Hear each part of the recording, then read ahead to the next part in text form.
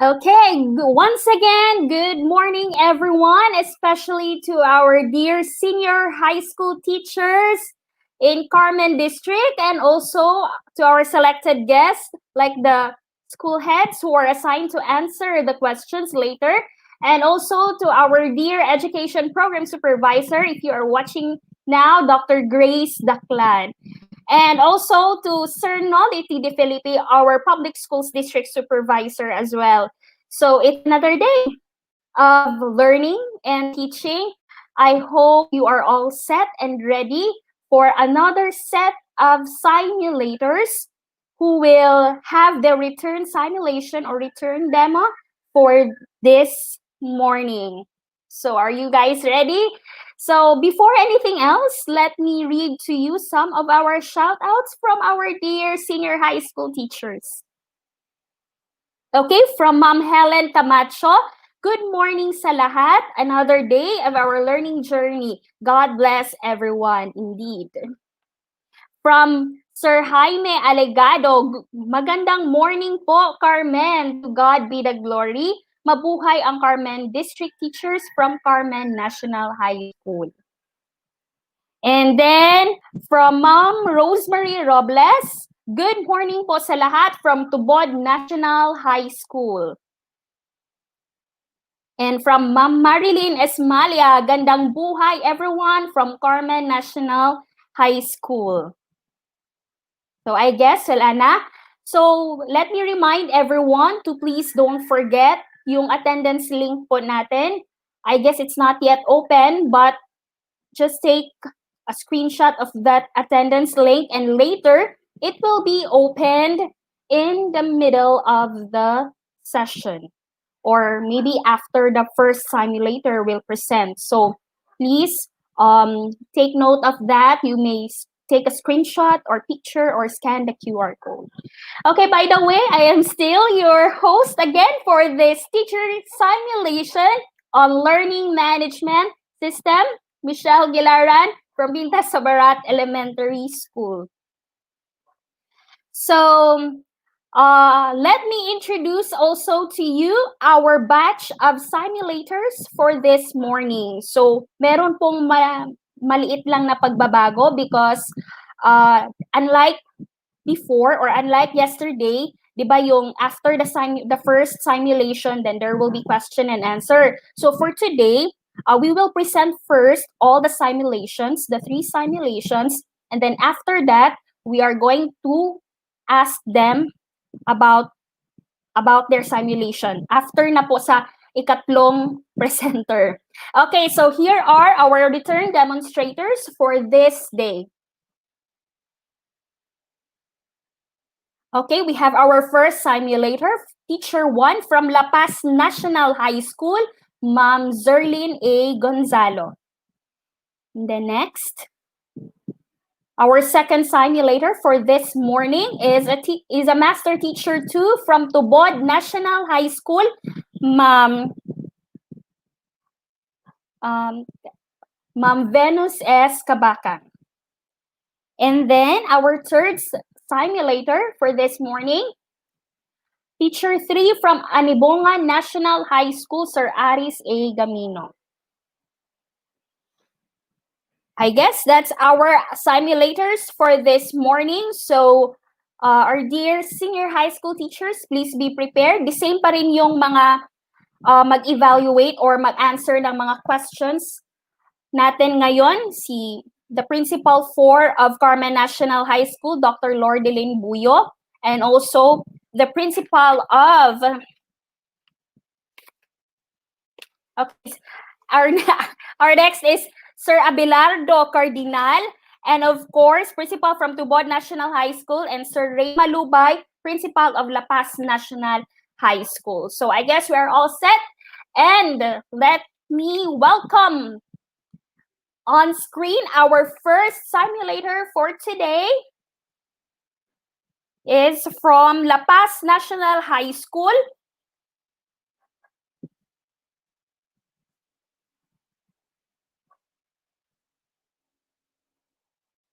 Ma'am Zerlyn A. Teacher 1 from La Paz National High School, Ma'am Zerlyn A.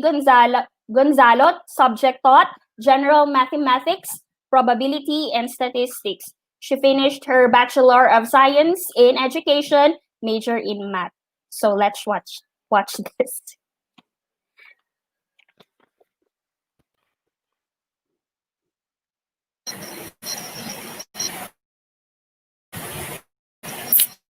Hello.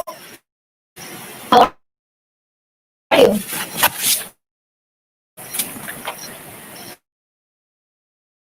Hi, ma'am. How are you, Fine. Janice? I'm doing Glad good, to hear ma'am. that. That's good. So this time, I would like you to open your earning management system account.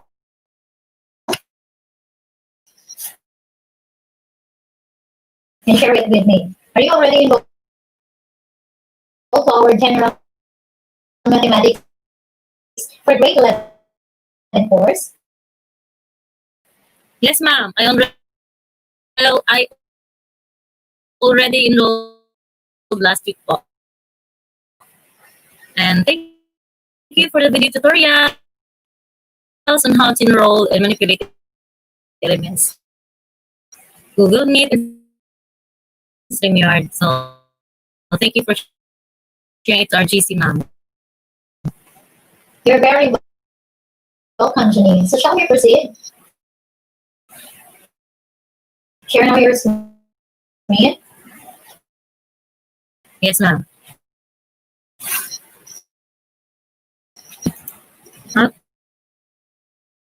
First po, I search it at the Google.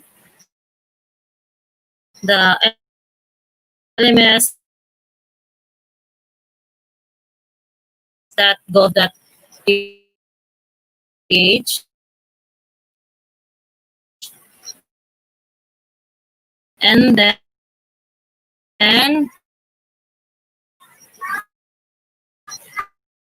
lumabas yung Department of Education. So I click it.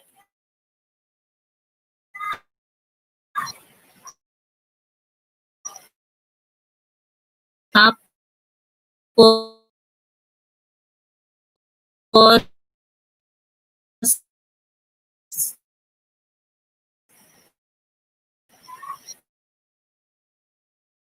I open my account po. Then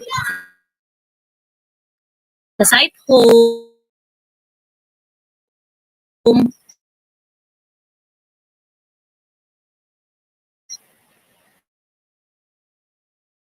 may lumabas sa mga ng mga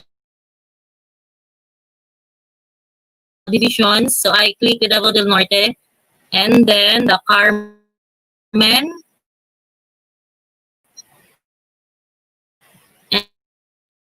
and then after that the school, the La Paz National High School. After that, I click again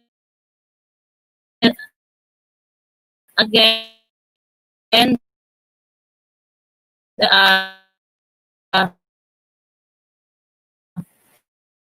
I click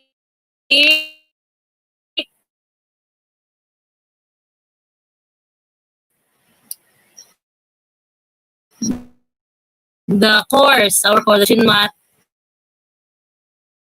11. Okay, that's good, no? Naalam na natin kung paano. At least may natutunan kayo sa tutorial na naibigay sa inyo. Okay, I would like to remind you, Julie, is na stay calm lang tayo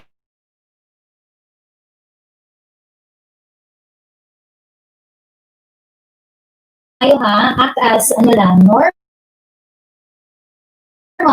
Baka kasi hindi na tayo normal kasi sabi nga na new normal ngayon. Okay? Just always stay calm. Enjoy the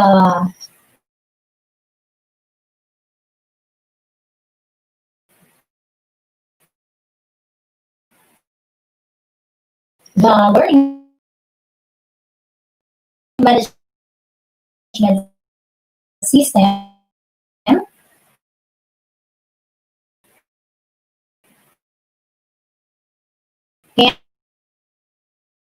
And always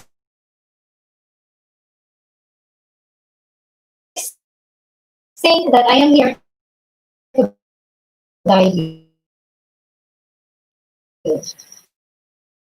By the way, I would like to inform you that our learning management system is designed, no?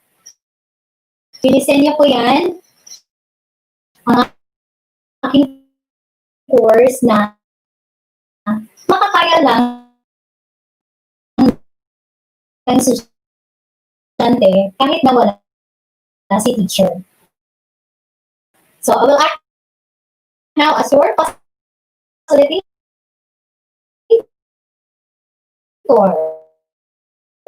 Okay? So take note of the announcement. Have you seen the announcement?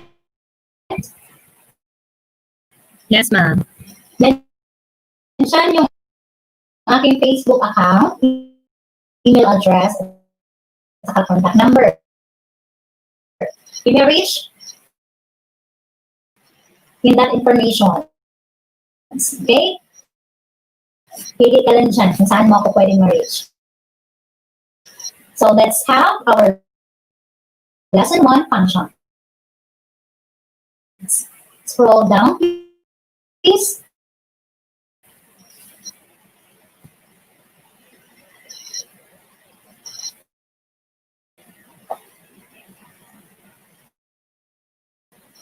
We have there videos. I would like you to watch all the videos and answer all the different challenges, okay? Like quizzes, activities. So first, click the video, my own video.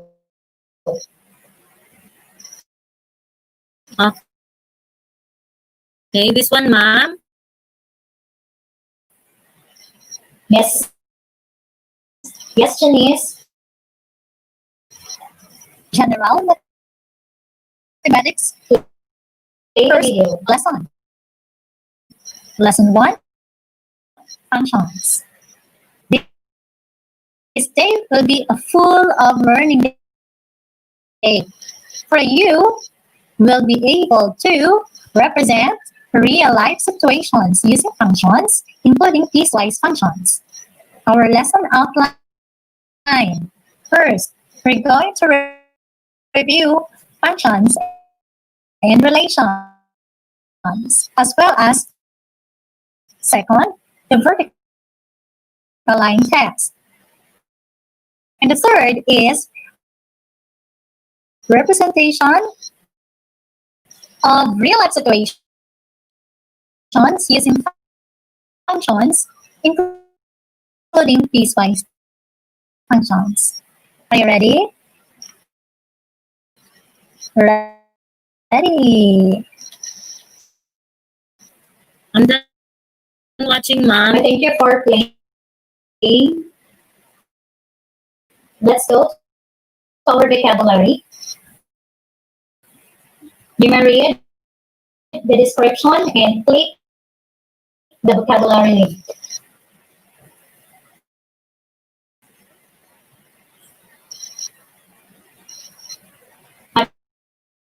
Have you seen a test? Yes, ma'am. Yan. Okay, you need to drop the term to its corresponding meaning or definition. Take note that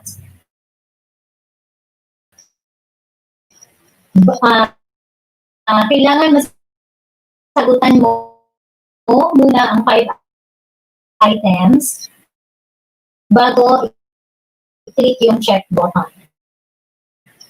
Okay? May Okay.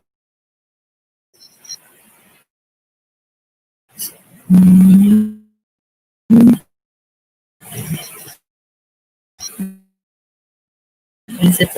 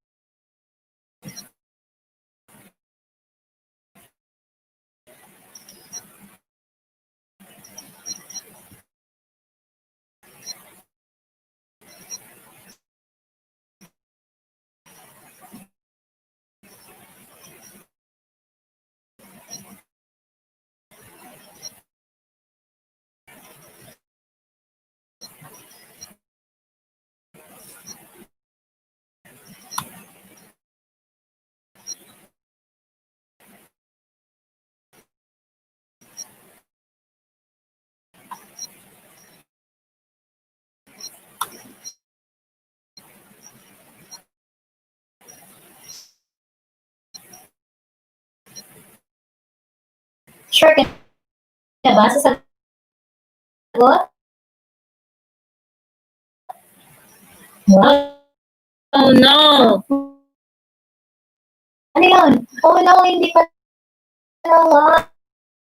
No, pero okay lang.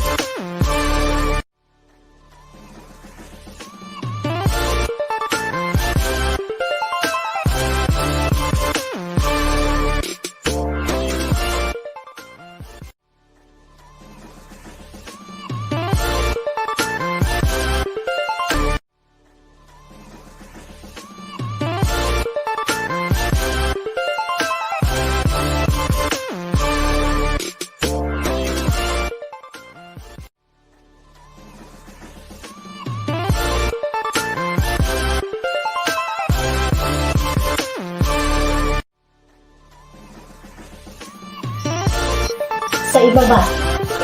Scroll down.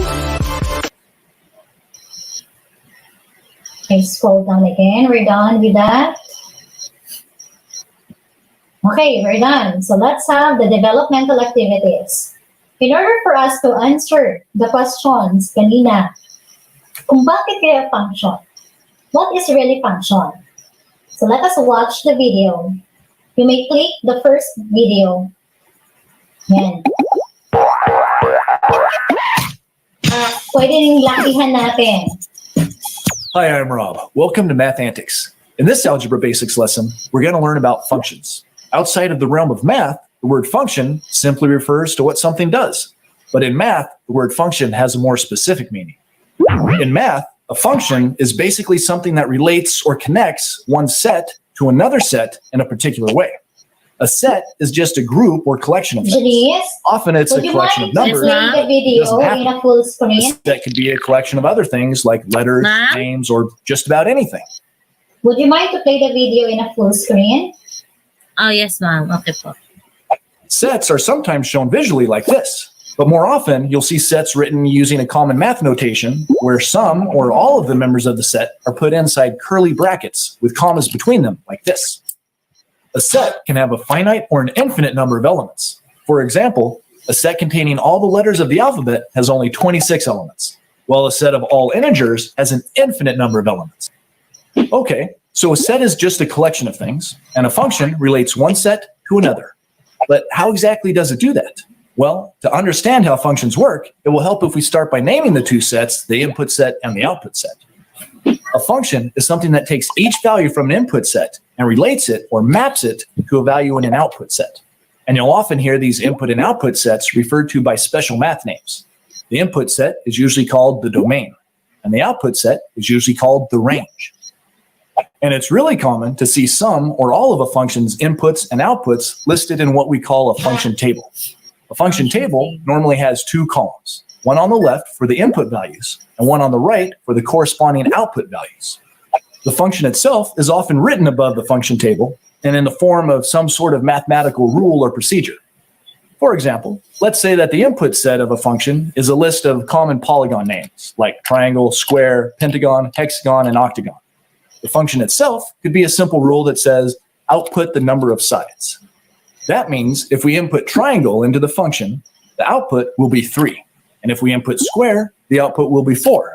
If we input pentagon, the output will be 5, and so on.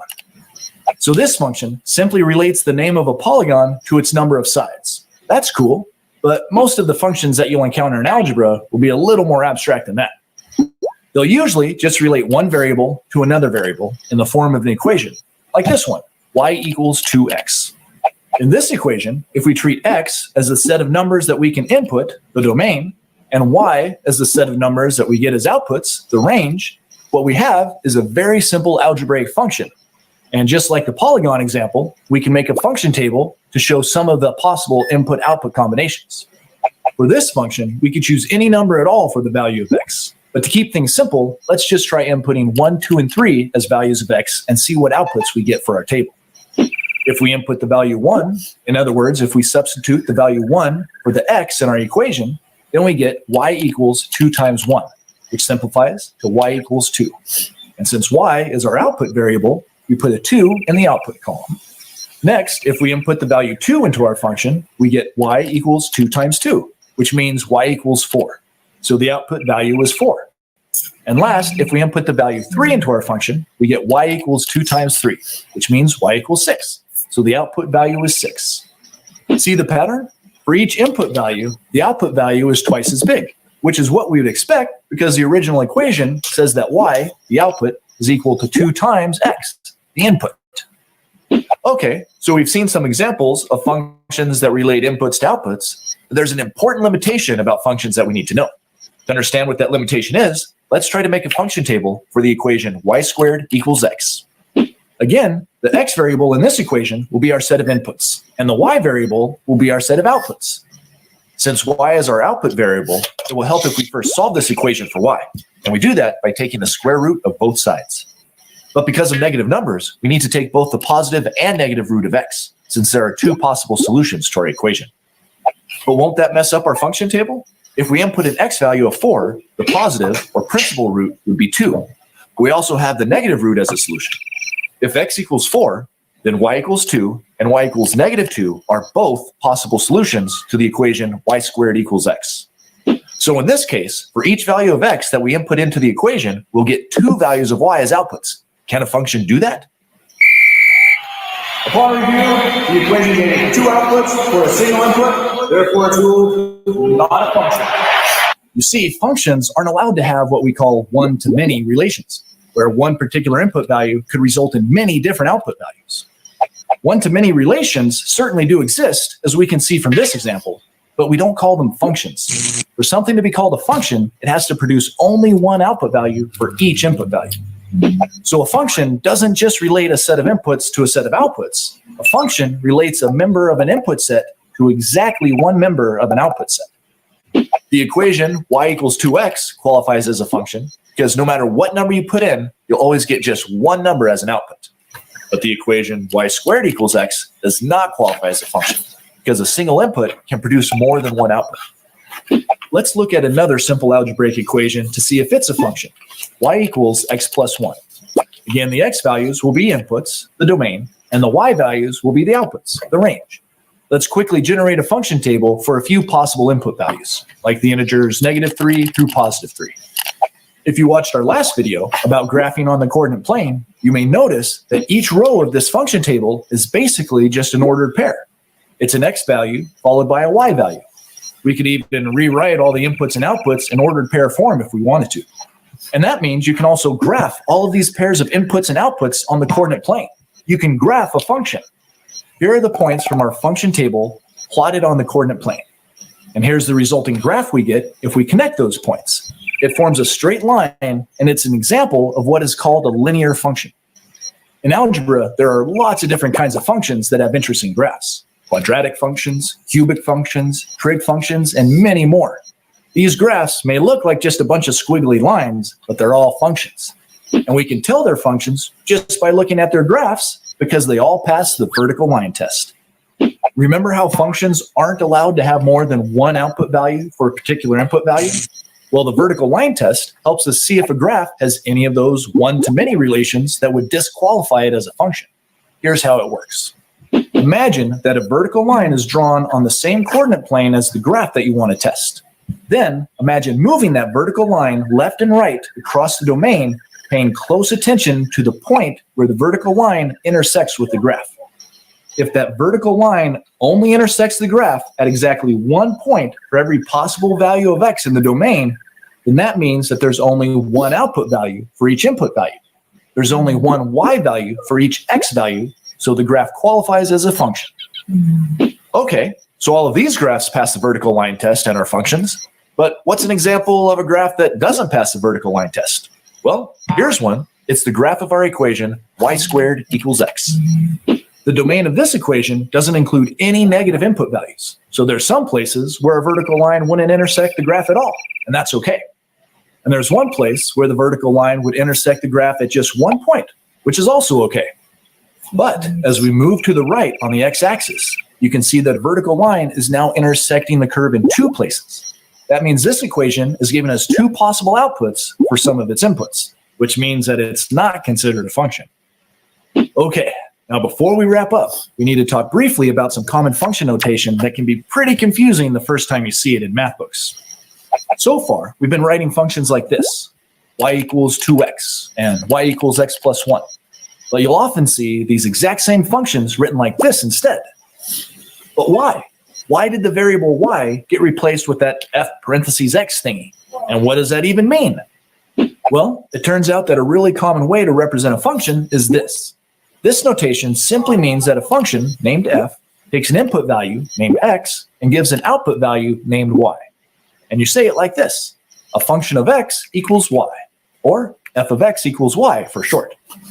The problem with this notation is that you could easily misinterpret it as a variable f being multiplied implicitly by a variable x to give an answer of y, but that's not what this means. In this case, f is not the name of a variable, and it's not being multiplied. Instead, f is the name of a function. It would be a lot more clear if mathematicians just use the entire word function as the name and then use the names input and output instead of x and y. These two notations mean exactly the same thing, but the first one uses an abbreviation for the function name and standard variable names for the input and output. These are the most common names, but you could use others if you wanted to. Okay, so that's the basic notation, but how did the equation get changed to f of x instead of y? Well, it comes from the idea that if two things are equal in math, you can substitute one thing for the other. Since we've agreed on this general notation for a function, f of x equals y, that means that you can use f of x or y interchangeably. Either one can represent the output set of a function. But if they're interchangeable, why would you use the more complicated f of x when you could just use y instead? Well, using f of x highlights the fact that you're dealing with a function with a specific input variable, and not just an equation. And it gives us a handy notation for evaluating functions for specific values. For example, you could start off by saying, let the function f of x equal 3x plus 2. Then you could ask someone to evaluate the function for the input value 4 by saying, what is f of 4? That means you'll substitute a 4 in place of any x's that are in the function.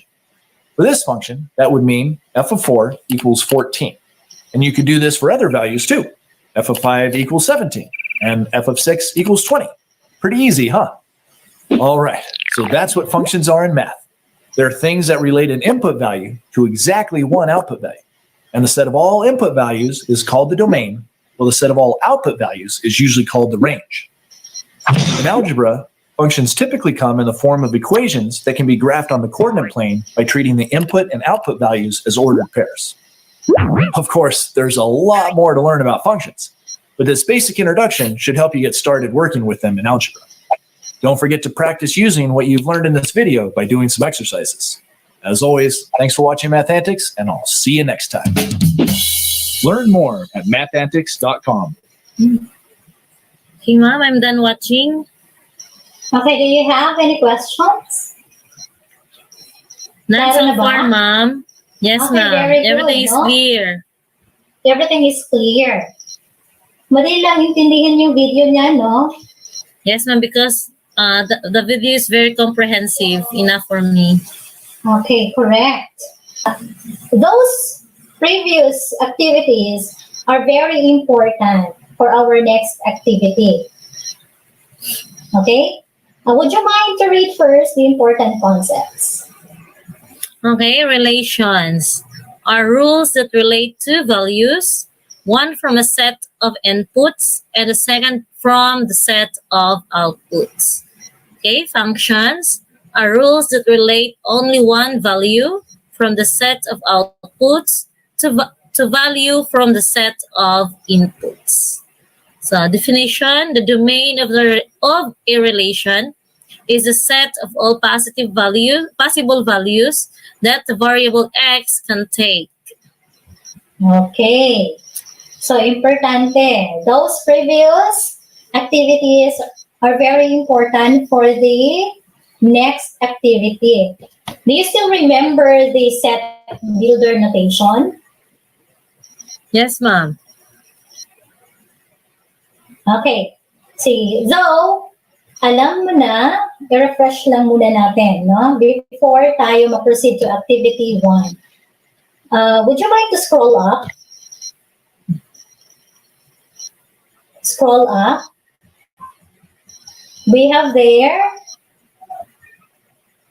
a video on set builder notation.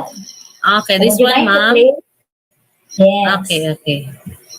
Again, play the video in a full screen.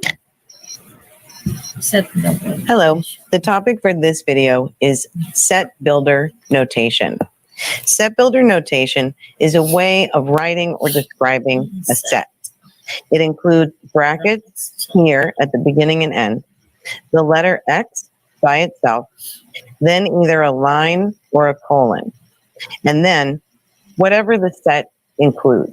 This is also called the restriction on X. They mean the same thing. What is included in the set? If you were going to read this, you would read it all X such that X is a number less than 10. Here we have two examples of sets written in roster form. This might be a form that you're more familiar with. We're going to write them both in set builder notation. In our first set, these ellipses at the front and back let us know that the set does not have an end. What it does include are all the integers, negative and positive, that are even numbers. When we write this in set builder notation, we're going to put a bracket and write x such that x is the even integers. We write even because we're not including any odd numbers, and integers includes both negative and positive numbers. For our second example, we have numbers that start at 5 and end at 12. We're counting straight through. When we write this set in set builder notation, we're going to use a bracket, then the letter X, such that, and now we're going to describe the beginning and end of this set. Here we can see that X would be numbers greater than 5. And also, we can look at the end of the set and see that X is numbers less than 12.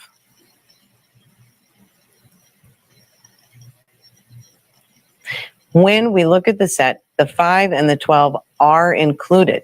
So we need to use the greater than and less than or equal to signs. That can be a very important part, which can be confusing for many students. If you first write out the beginning and the end number and then add the correct inequality, that may help you from making common mistakes. And then we need to close with another bracket. You might also be given a set written in set builder notation, and you need to either write it in roster form or write out what would be included in the set. So here we have X such that X would be numbers greater than 20 and X would be numbers less than 25. If we were writing this in roster form, we could use the bracket, and then we want numbers greater than 20, but we're not including 20. So 21, 22, 23, and 24. We want numbers that are less than 25, but we're not including the 25. So we would not write it in the roster form. If we were just writing the numbers in this set, we would use the same numbers, but not put any brackets around them. So here we have set builder notation, roster form, and the numbers included in the set. 3 different ways of writing the same numbers. Try these on your own. In the first example, you have set builder notation.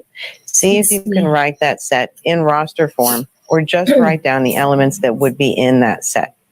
In the next 2 examples, you'll be writing the information into set builder notation.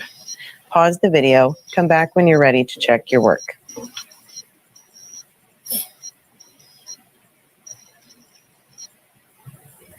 Let's see how you did. In our first example, we want to include numbers between 20 and 25, but we're not including the 20 or the 25, so only 21 through 24.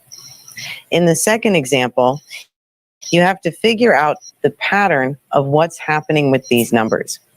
Whenever you see 4, 9, 16 in a row like this, you should start thinking about squares or square roots. They are connected, and those should jump out at you as a pattern. So when we're writing this in set builder notation, we want to include X such that X is squared. Any number we put in for X, we would square it, and that's how we would end up with this set of numbers. So you may have to work backwards through a pattern. Watch out for them in your list of numbers. In the third example, we can see here that there's no end to the set in that direction. It does end with -1. It does not go any further because we do not have the ellipse, the 3 dots. There are 2 ways you can write this. With the inequality, x such that x is a number less than 0, or if you're having trouble with the inequalities, or if your teacher would like to see you writing it out in words, you could say x such that x equals numbers less than 0.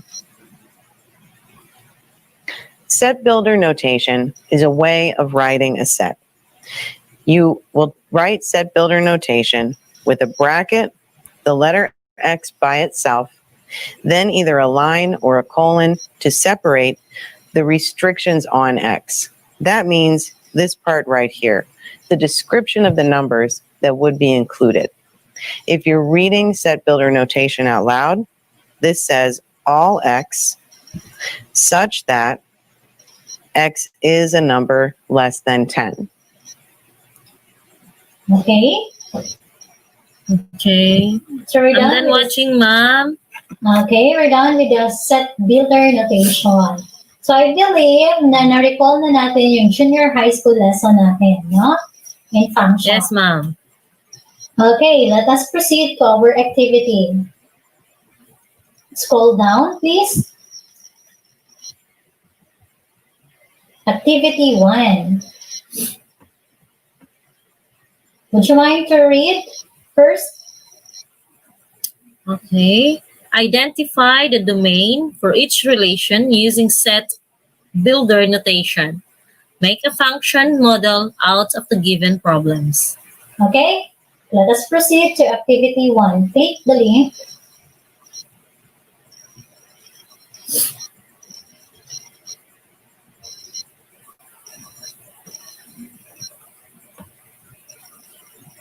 Okay, take the attempt quiz now.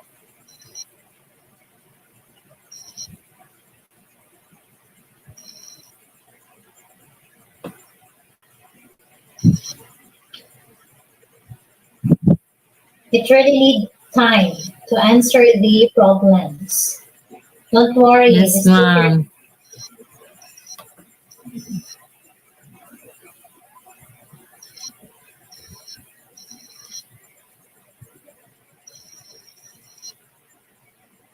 Y is equals to x plus 1. Okay.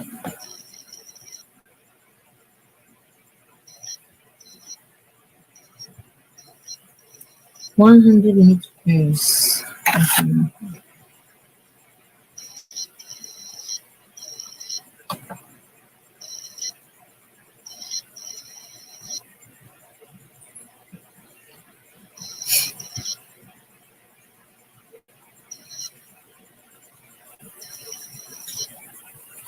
Just continue.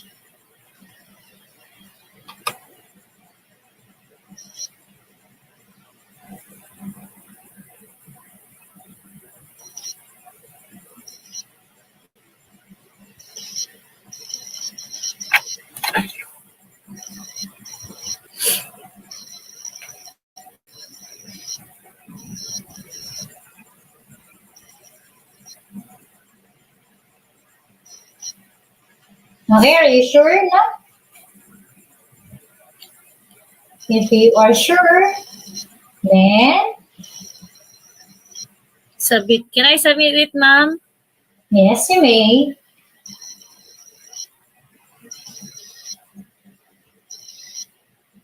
Oh my. Okay. Ano yung score natin? I only got 2 points. You have 2 points. But don't worry, I will review your answer. Kasi there are Oh. inputs there or symbols na iba, no? Baka hindi ma-accept ng LMS. Mm. I will review your answer, don't worry. Okay? So you have, Okay. ano yung score natin? Only 2. Only 2. So let's have further study. Okay? So proceed tayo to the next topic at next part of the lesson. Okay, click that. So I think you should go back to our lesson 1 functions. Okay. Let us proceed to the video, piecewise functions video.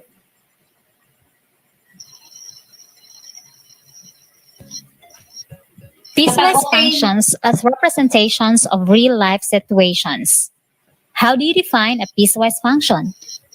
According to Oronce 2016, piecewise function is also called compound function.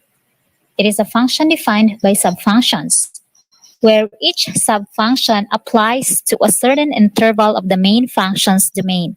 Piecewise function is defined by 2 or more equations and by a sequence of intervals. It has different parts of pieces and it works differently for each of the different pieces. The following are examples of piecewise functions. We have A and B. As observed, there are specific intervals in each equation given. The most common example of piecewise function is absolute value function. Some situations can only be described by more than one formula depending on the value of the independent variable.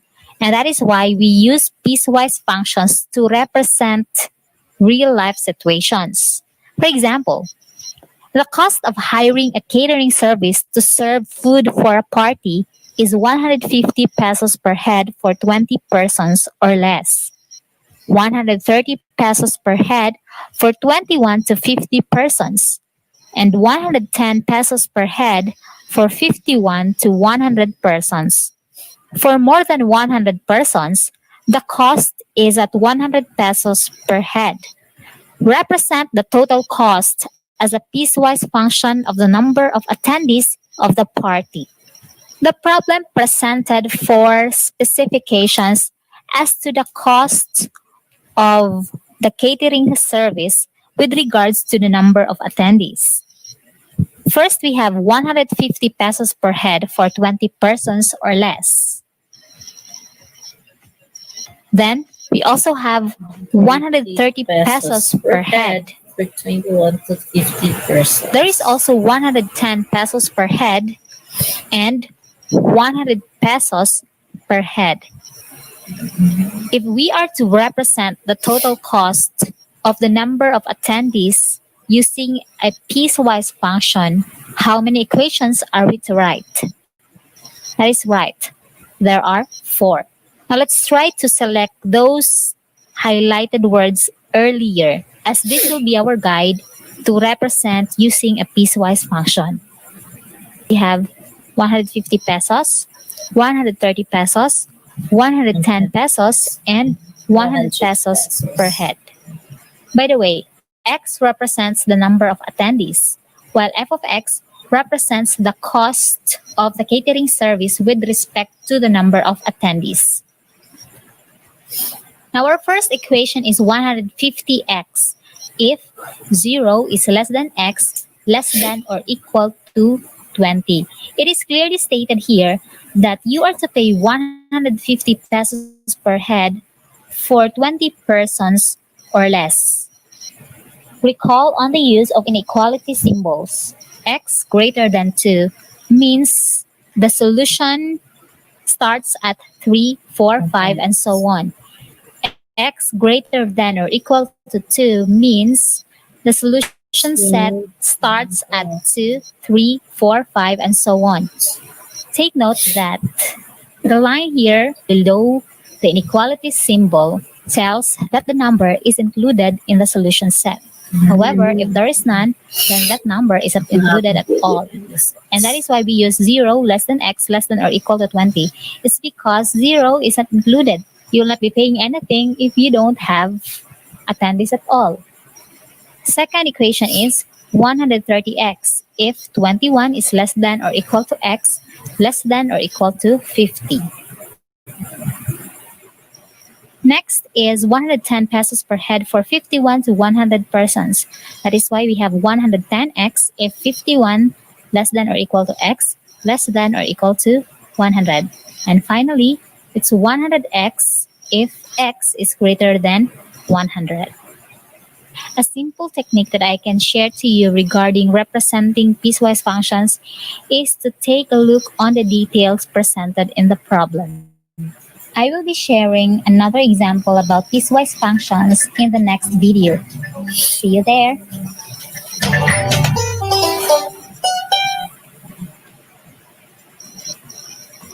The next two videos are optional. If you already understand piecewise function in the first video, then you may or may not proceed to the second and the third videos. But I highly recommend to watch the two videos. Okay, ma'am, I'm gonna watch the video, the second video. Okay? Just play it.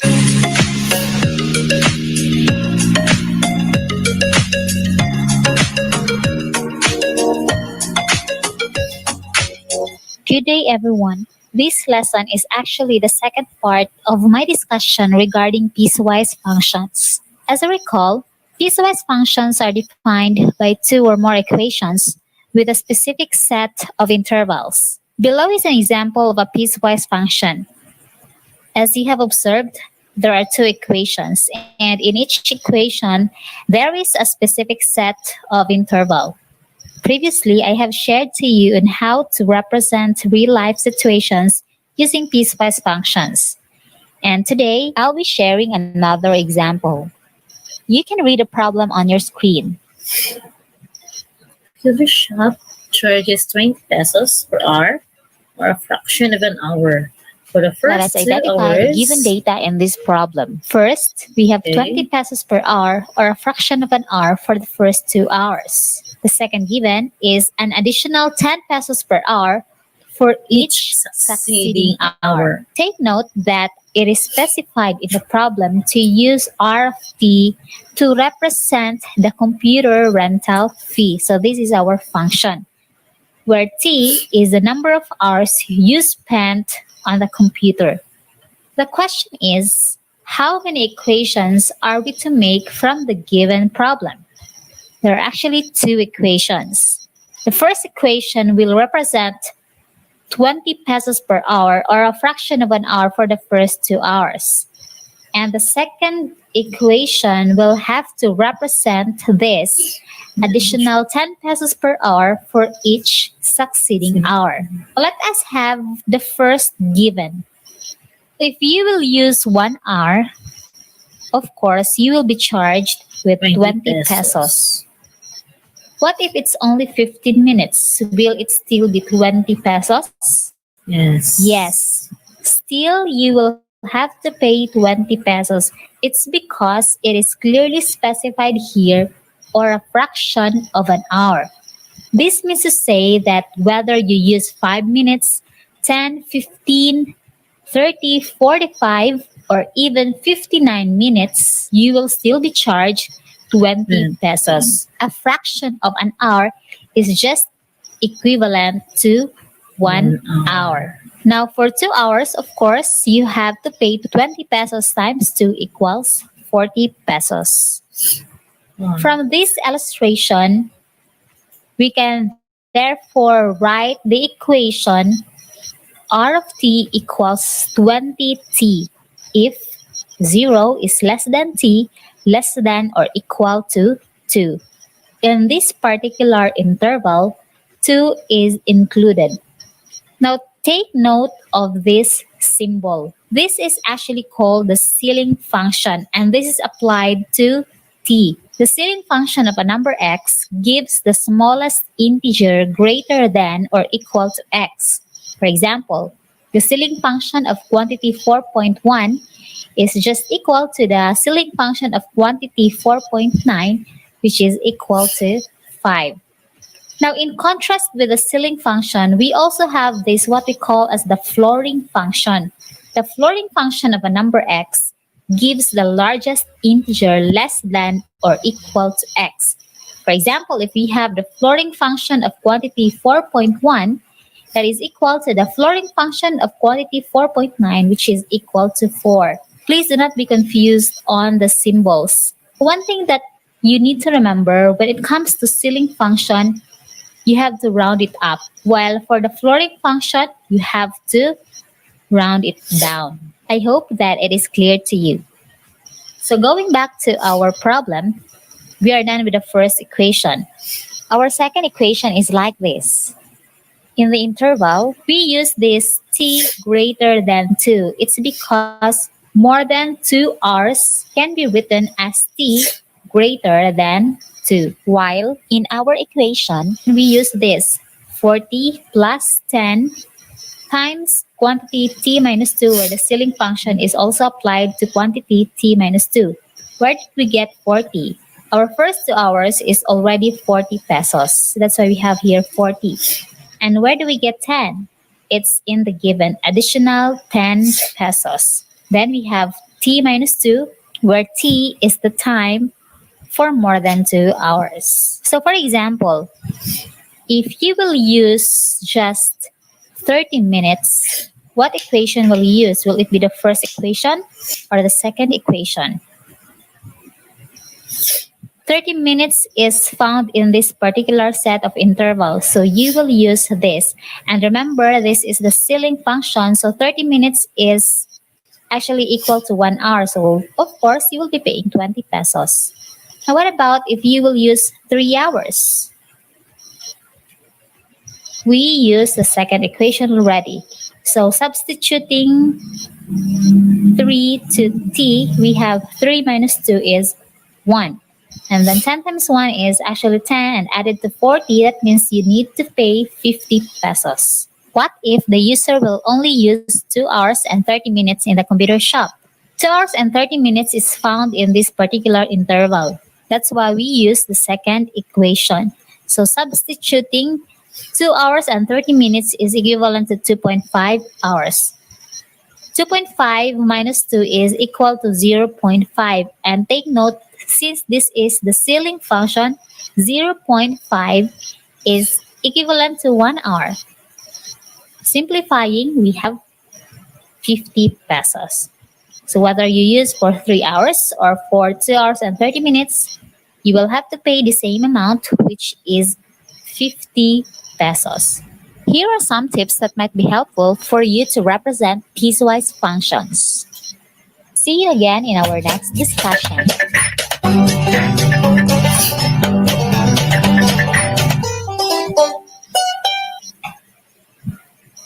Okay, the next video is an example of real-life situation, again, including piecewise function. You may play it in full screen.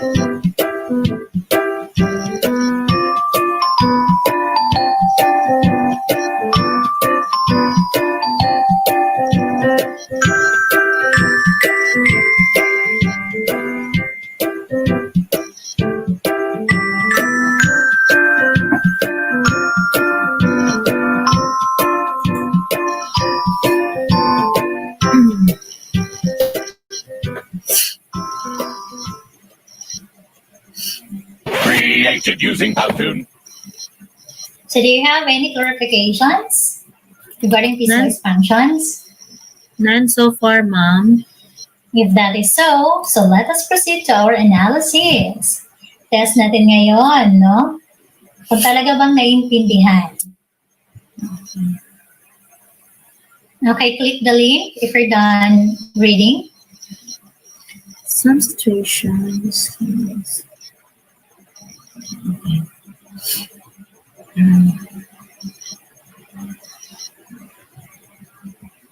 Okay, would you mind to scroll down? Yes.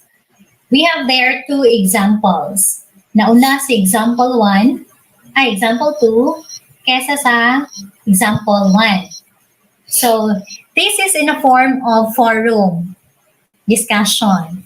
We're going to share your idea on how to solve the problem together with your classmates. Okay? So, to reply to my pinned question or pinned problem, click the link example 2.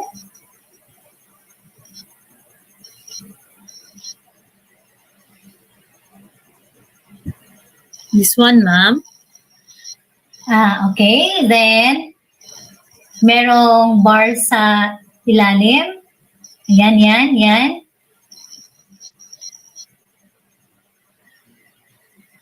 We have there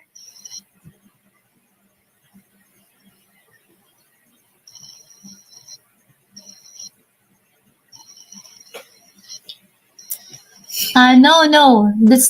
Hindi yan.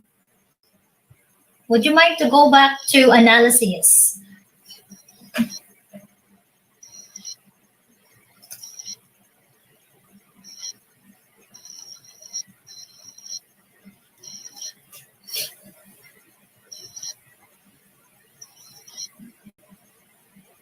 Okay, yan. Click the word example 2.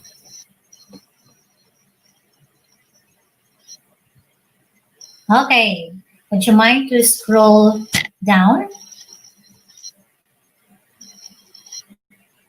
Okay, I have there the problem, example 2. I want you to share your idea on how to solve that problem. You can reply, no? We have there reply. Click reply. You can also answer or continue discussing with your classmates by clicking the reply. At the right part, you can see there the word Okay. reply. Okay, dyan. Okay. Okay, you may click. Okay. Merong box dyan. You can input your answer on the given problem. Kung mahihirapan ka dyan, you can attach your image or answer at the at the box on the drop. Scroll muna, scroll down. You can do it, Janice.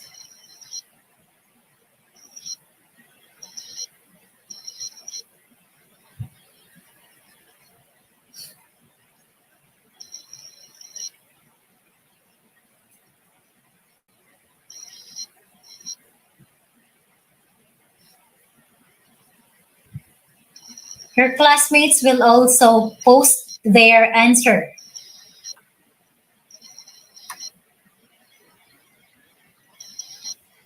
I can monitor your answers, your understanding based on your discussions.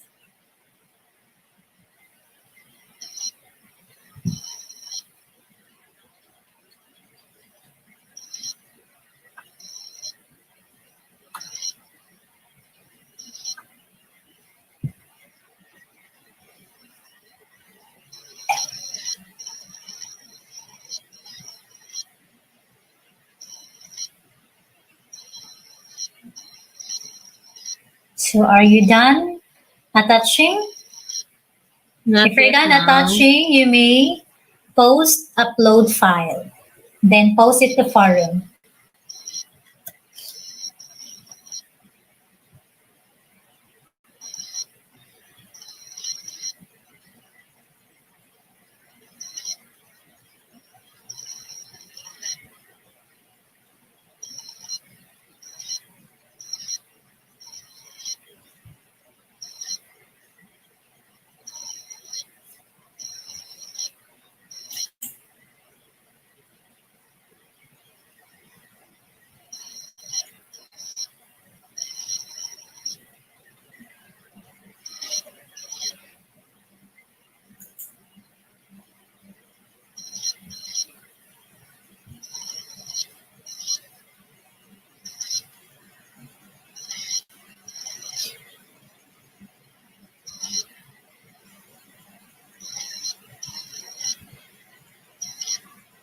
Let me see.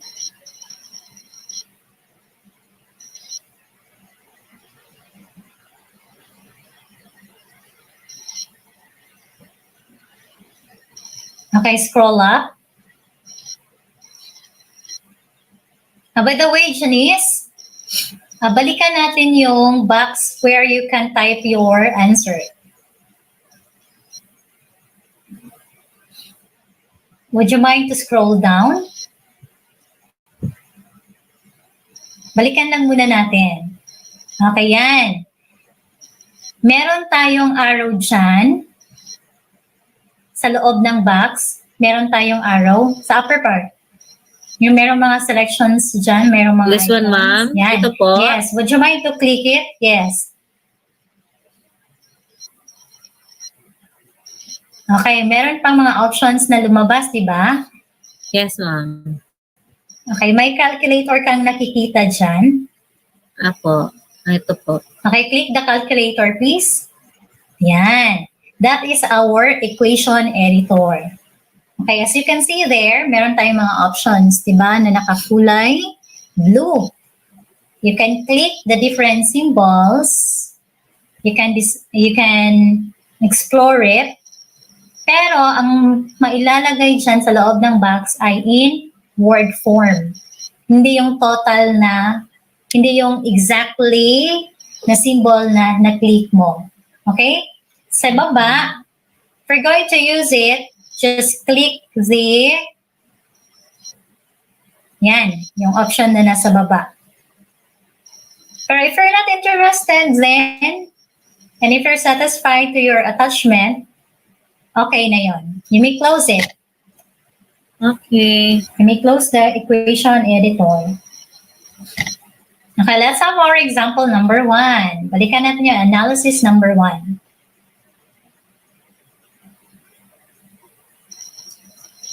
Scroll up. Balik tayo doon sa analysis. Link sa taas. Saan po, ma'am? Example, reply? Sa reply po? Diyan sa example. Try to click example. Example 2. Okay, anong lumabas? Example 2. Okay. Nakita mo ba sa example 1?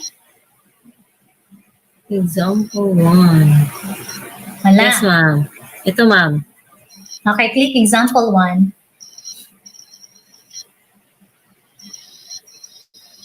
Okay, lumabas yung example 1.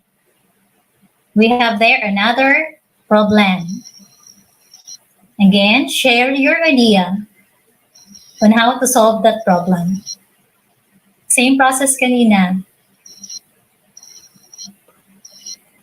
Okay, you may click reply to the link, to the problem, below the problem.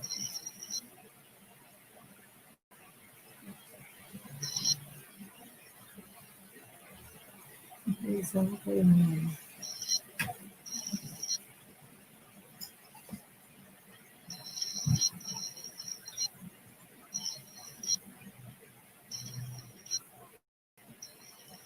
This one is strange.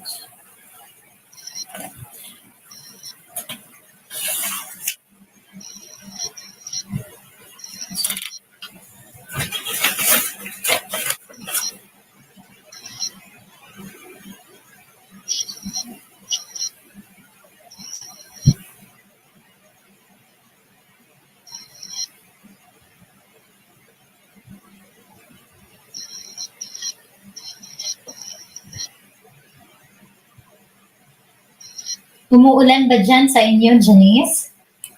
Yes, ma'am. Napakalakas po. Download.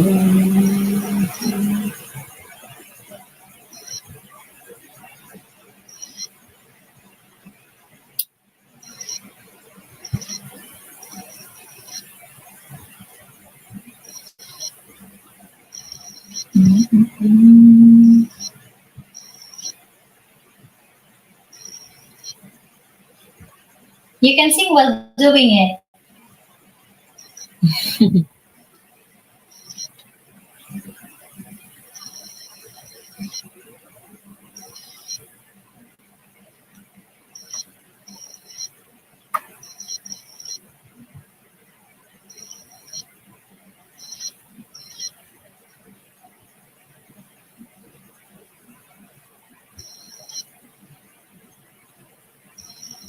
Ang hirap naman ito, ma'am. Kahit gaano kahirap, kailangan nating harapin.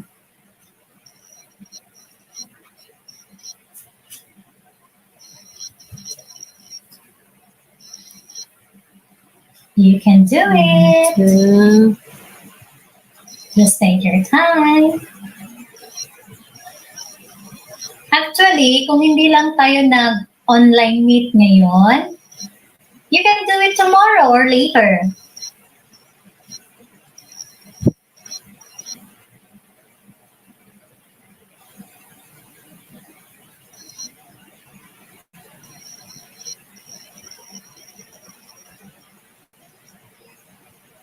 Okay, what happened?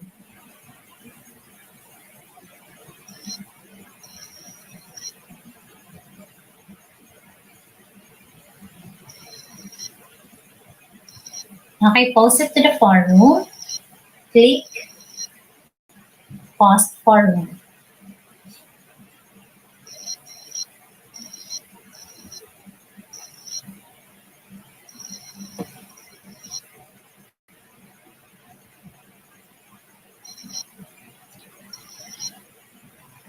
Dahil na po, ma'am. Hindi siya lumabas sa ilalim, no?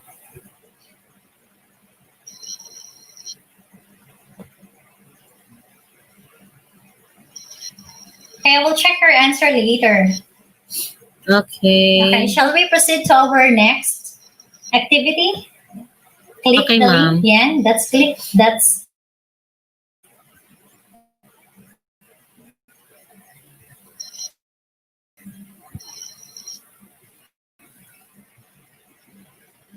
so we have there Q&A.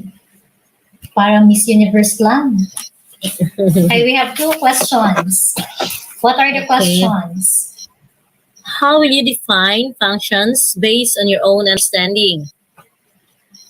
Okay, so for me, function is By the a way, relation. Janice, Yes, ma'am. click the answer. Now, would you mind to scroll up?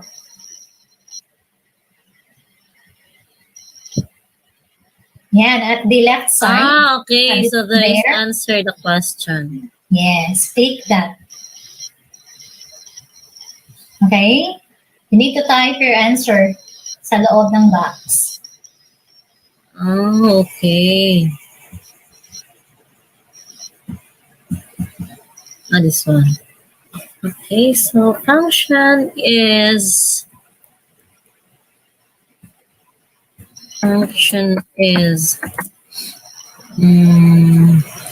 relation. Set of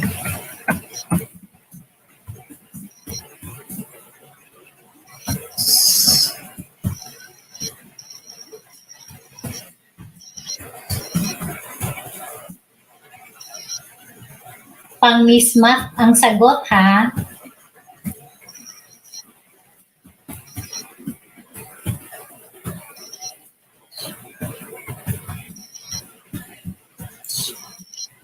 input.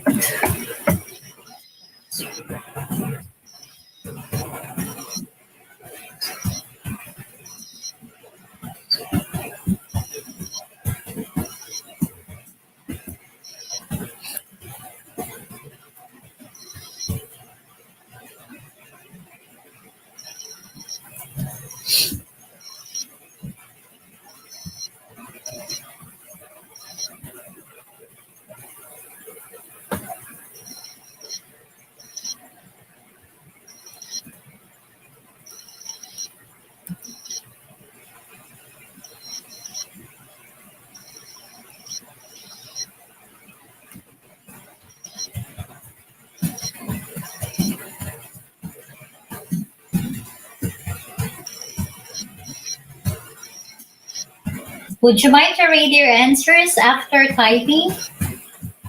Okay, ma'am. Thank you.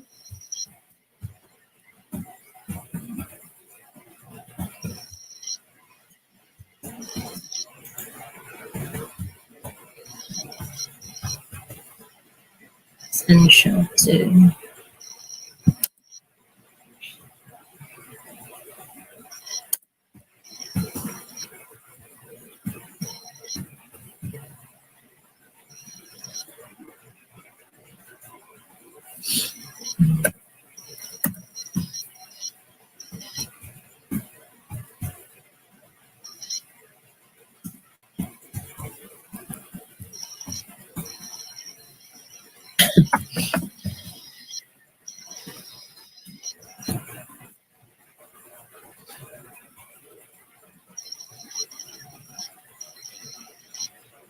Talagang merong ganyan, Janice. Kasi if ever nawala ako, you can still answer the questions. Still, I can see your answer.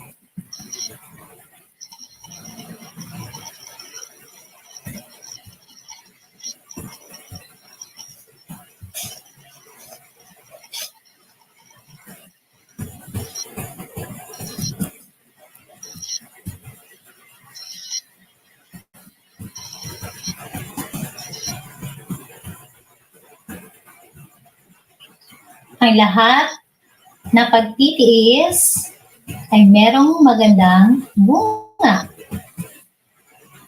Patience is a virtue.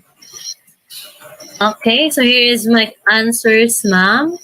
For the question number 1, how will you define function based on your own understanding?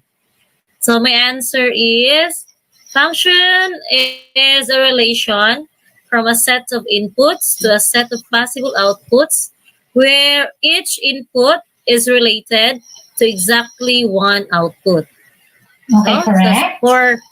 for the second question, what is the importance of function? So my answer is understanding this behavior is essential to recognizing the variety of input, of outputs, correlations in the real world.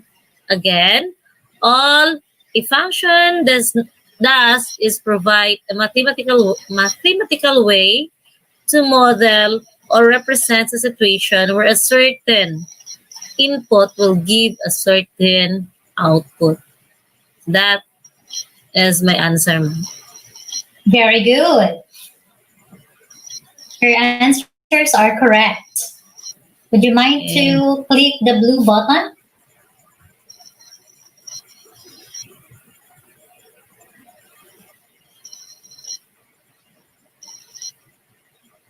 I will give your score mamaya, no? So let us proceed to our next part. Click the link below. Okay na yan. Scroll down. We are now in our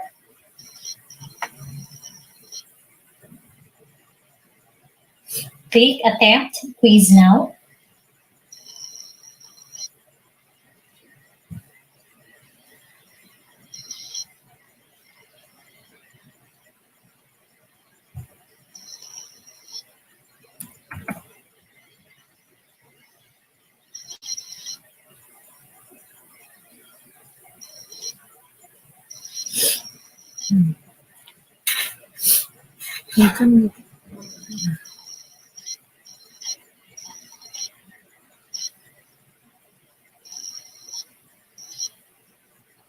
Okay, next page.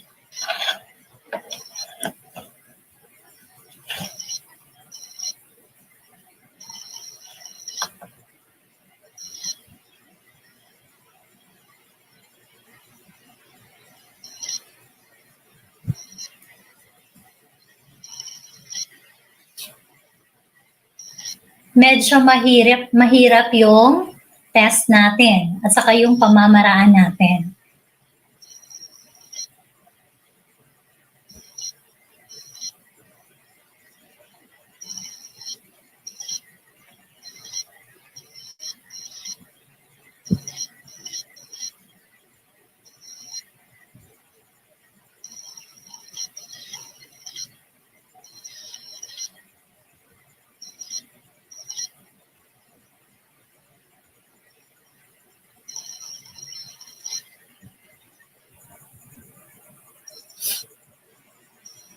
Okay, we have the evaluation part.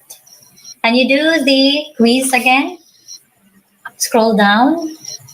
We're done with the application, so let's have the evaluation.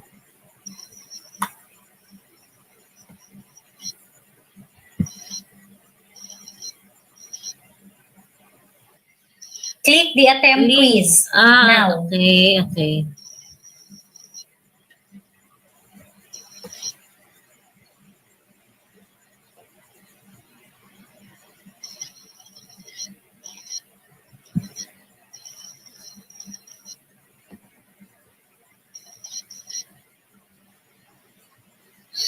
Squares of science.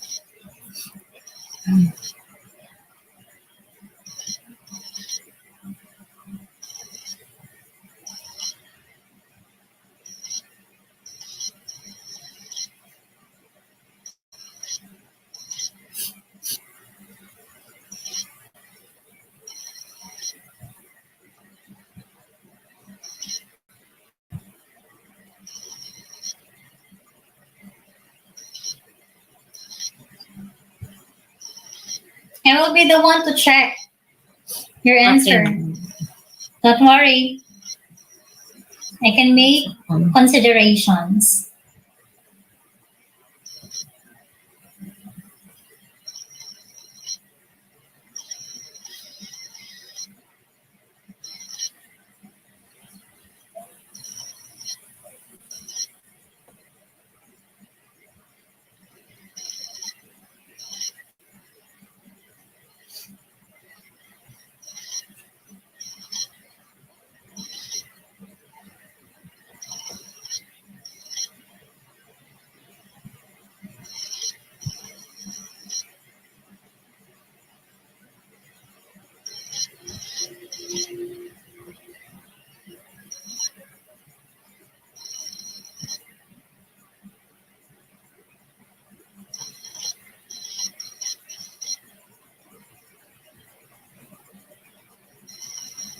Okay.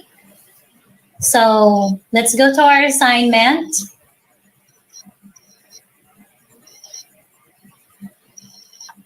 At the bottom part. Yan. Okay, would you mind to read? Okay, assignment. Make your own real-life situation word problem showing the use of function, including piecewise function.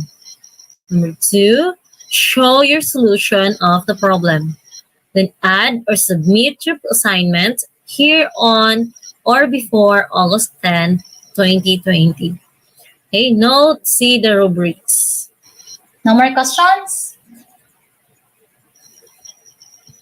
Wala na po, ma'am. Okay, that's all for this day.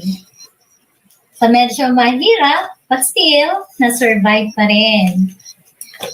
Okay, don't worry, Janice. Don't forget to contact me. And I will assure you na nandito lang ako. Okay? Okay po, thank you, ma'am. Yes, I can do remedials if ever na maliliit talaga ang score. Okay, bye-bye. Okay, bye-bye. Take your time, take your rest.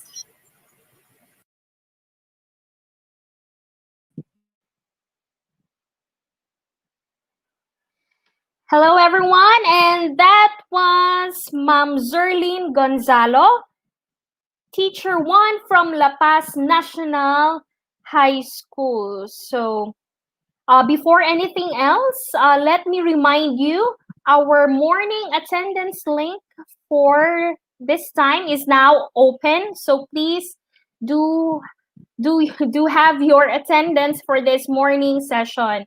Once again po, open na po yung attendance link natin. So you can now have your attendance for this morning session. Don't forget that. Okay, let's proceed to our next simulation. So our next simulator is coming from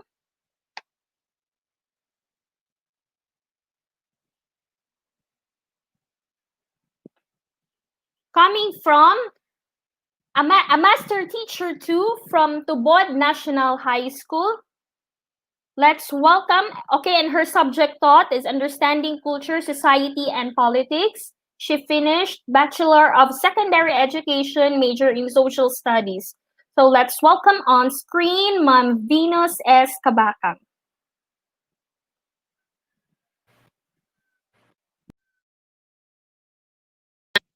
Good morning, students. How are you today? Good morning, ma'am. Good morning, ma'am. Good morning. So it seems that everyone is doing well. So that's very good to hear. So by the way, I will be your for understanding culture, society, and politics. So to start our lesson proper this morning, may I request Lenny to lead us a prayer. Let us put ourselves in the presence of God in the name of the Father, the Son, the Holy Spirit. Amen. Our Father in heaven, we come to you today for our new lesson. Thank you for the opportunity and blessings that we receive. Father God, as we go on to our activity, give us the wisdom to discern in order for us to learn. Forgive us our sins as you forgive us. This we ask through our Lord Jesus Christ, your Son. Amen. In the name of the Father, the Son, and the Holy Spirit. Amen. Okay, thank you, Lenny. So, to check whether everyone is present, may I see a thumbs up when I call your name? Is that all right? Okay, how about Jaira? Where is Jaira? Okay. Will. Will? Nasaan si Will? It seems na hindi pa nakapasok si Will. How about Hannah? Hannah? Okay. Thank you, Hannah. Marie. Marie. Nasaan si Marie? May I see the face of Marie? Give me a thumbs up, Marie. Okay, very good. Will. Balikan natin si Will. Nasaan si Will? Hi, Will. Okay, very good. Lenny. Lenny, Rose, Rose, and Maridel. Maridel, how about the last but not the least, Mary Grace? Hi, Grace. Okay, so everyone is present today, and that's very good.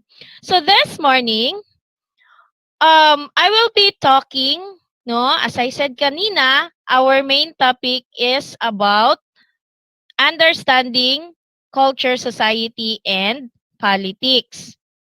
But in particular, I will be discussing biocultural evolution.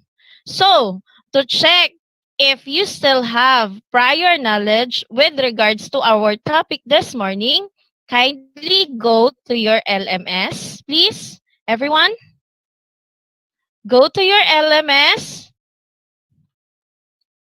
And may I request Jaira? Jaira, may I request Jaira to present your screen and read our objectives for this morning?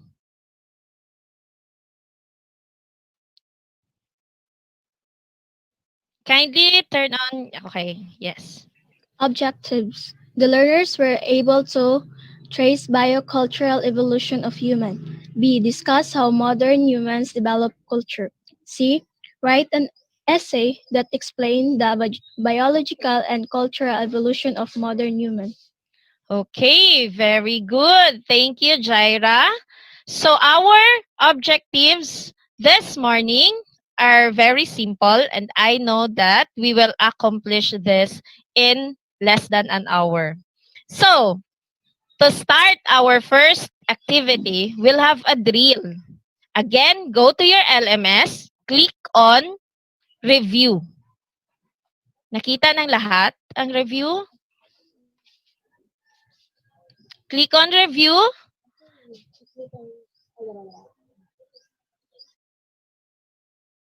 Okay. Then, may I request Hannah? Nasaan si Hannah? May I to show her? Click on review, click on pick a word activity.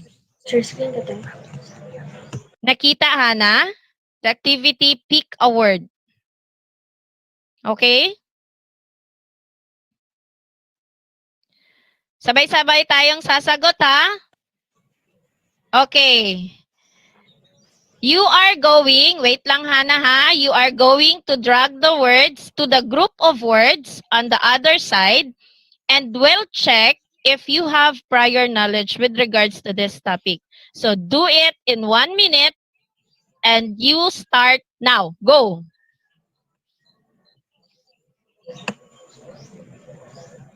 Okay? Just drag the words. All right. Then, second words. And finally. Okay, sabay-sabay. Click on check. Okay, very good, Hannah. Hannah got 3/3. How about others? Marie. Ilan ang score ni Marie? Ma'am, I haven't opened my LMS yet. Sige. Okay lang. If you haven't opened your LMS, do not worry since the deadline for all the activities in our LMS still on Friday. Pero syempre, yung nakasagot ngayon, nakasunod talaga, will get an additional points. Okay? So, for this topic, to deepen our topic this morning, we will go directly to our main activity. So, our main activity, you can see it still in your LMS. You go to activity. You click on activity. Click on activity. Kindly share your screen, Lenny. Click on activity. And then, read the guide questions below. I mean, on the next slide, please. Lenny?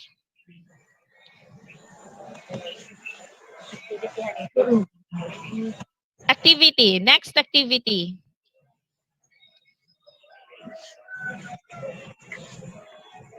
Okay, click on activity.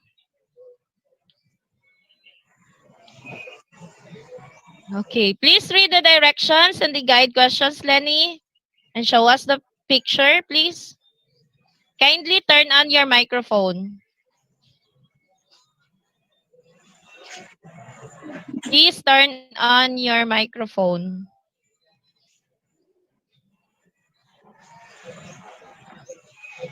Your microphone, yes. Okay. Analyze the picture and answer the guide question. Do it in 5 minutes. Okay, the picture that is in that activity, as you can see. Okay, nakasunod ba ang lahat? Nakita lahat ang picture? Okay, Yes, then, ma'am. next slide, please. Read the guide questions.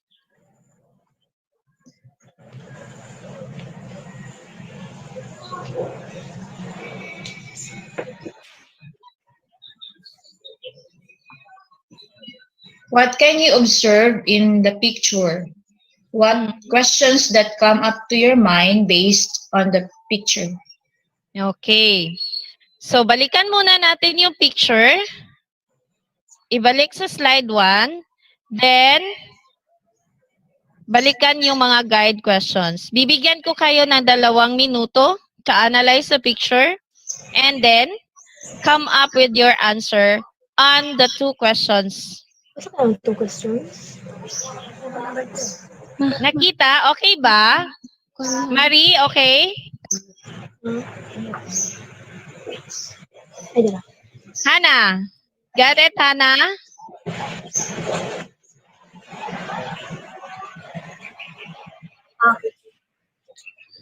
Okay, so what can you observe in the picture and what questions that come up to your mind based on the picture? Okay, meron lamang kayong 2 minuto to analyze the picture. Ano nga ba ang nasa larawan na yan?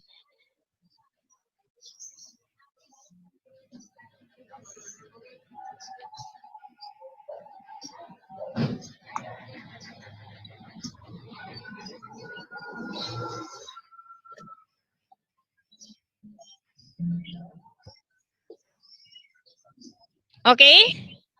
Tapos na? Kung tapos Yes, na, ma'am. give me a thumbs up, please. Okay na? Meron ng sagot sa mga katanungan. Okay. So, may I request Mary Grace to share to us your answer, please, on the guide questions with regards to this activity picture analysis. Mary Grace. Let's answer Mary Grace. Yes, Mary Grace, please. Okay, so based on the picture, so the picture for me states evolution of man. Yes.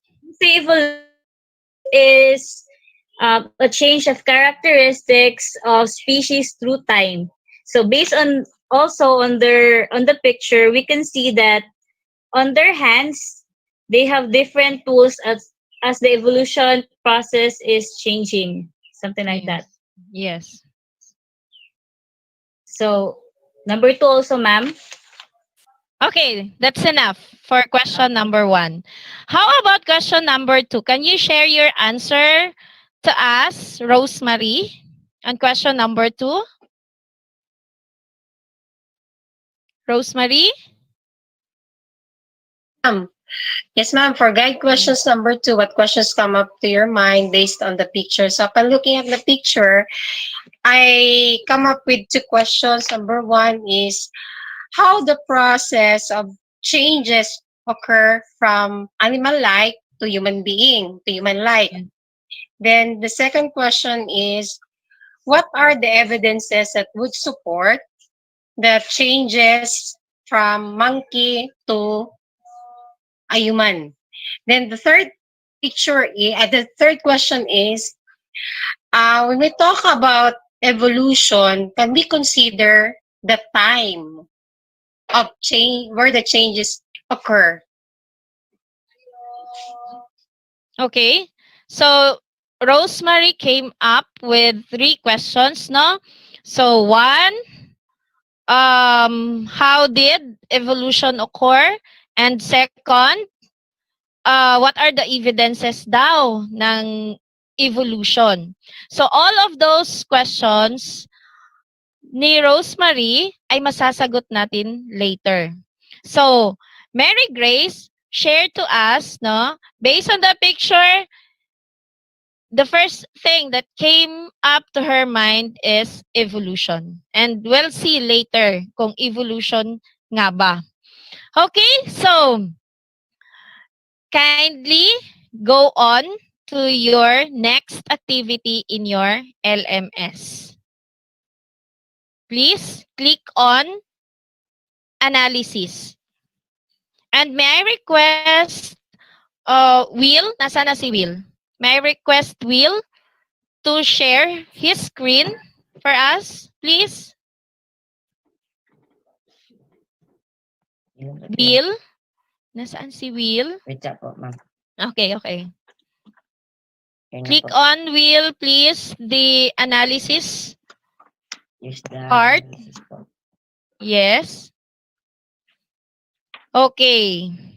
So, please read Will, the direction of the activity.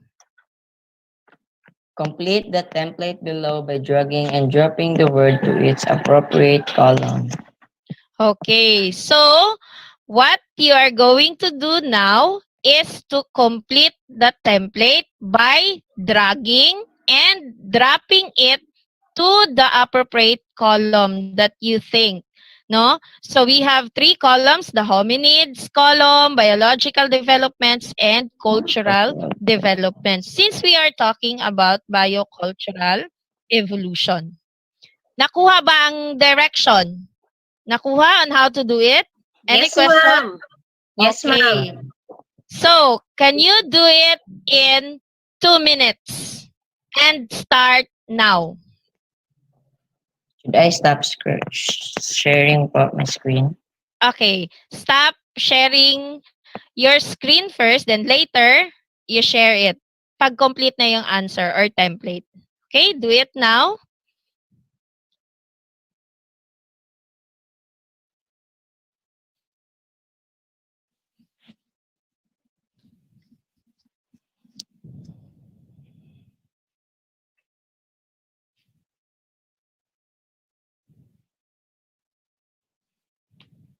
Okay, 1 minute is up. Another minute to complete the template.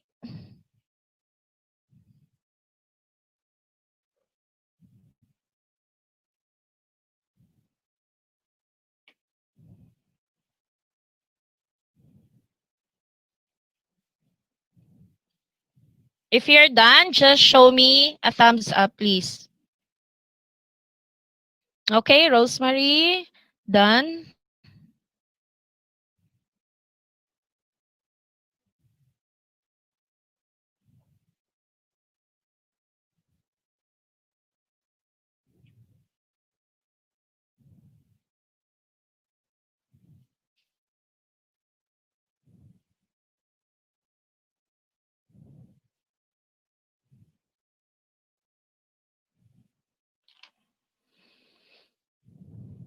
Jaira, are you done?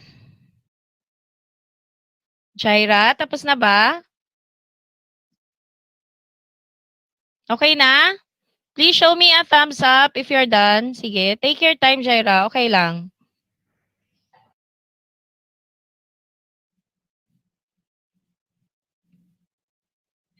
Okay, Mary Grace, done. Lenny, are you done? Lenny? Not yet. Mary Grace? Done? Okay, tapos na si Mary Grace. Will, tapos na? Not yet. Okay.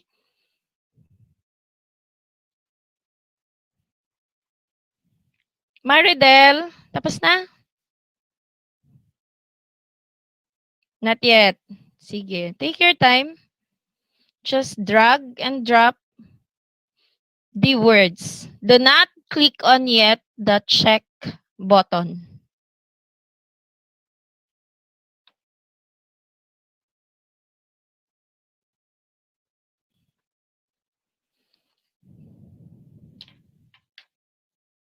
Okay na, Grace? Okay, tapos na si Mary Grace.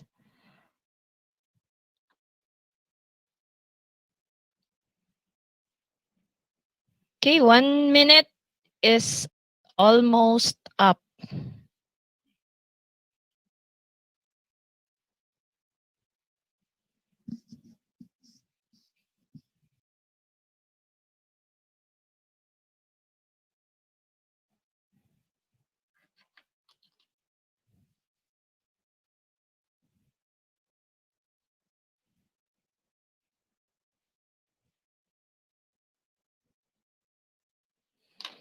Okay. Can we check now? Can I request again Will to share his screen, please?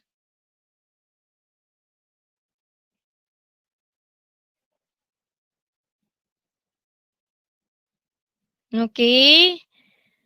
Share your screen. Sabay-sabay natin i-click on ang check. Wait lang. All right. Okay, everyone's ready? Okay na. Yes, ma'am. Okay, in 1, 2, 3, go. Check. Okay. So that's okay, no? Anyways, meron pa namang retry dyan. So nakaset ang ating analysis portion ng at least 3 attempts. So after ng 3 attempts, then you will be given a grade for that. So Will can still have 2 attempts for that matter. How about Rosemary? Rosemary, may I see your Yes, screen? ma'am. Ma'am, I'm using phone. I cannot share my screen. Okay. How about Jaira? May I see your screen, Jaira?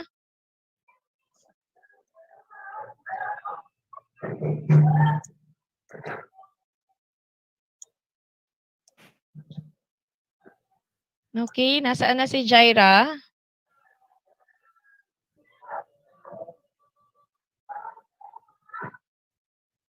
Jaira? Stop sharing muna yung nag-share, teacher. Sino yung nag-share? Paki-stop. Okay. Okay. Thank you, Will. Sige. Jaira, can we see your screen? Okay. Ang nakuha ni Jaira, 2/8. Same with kay Will, no? You still have 2 attempts.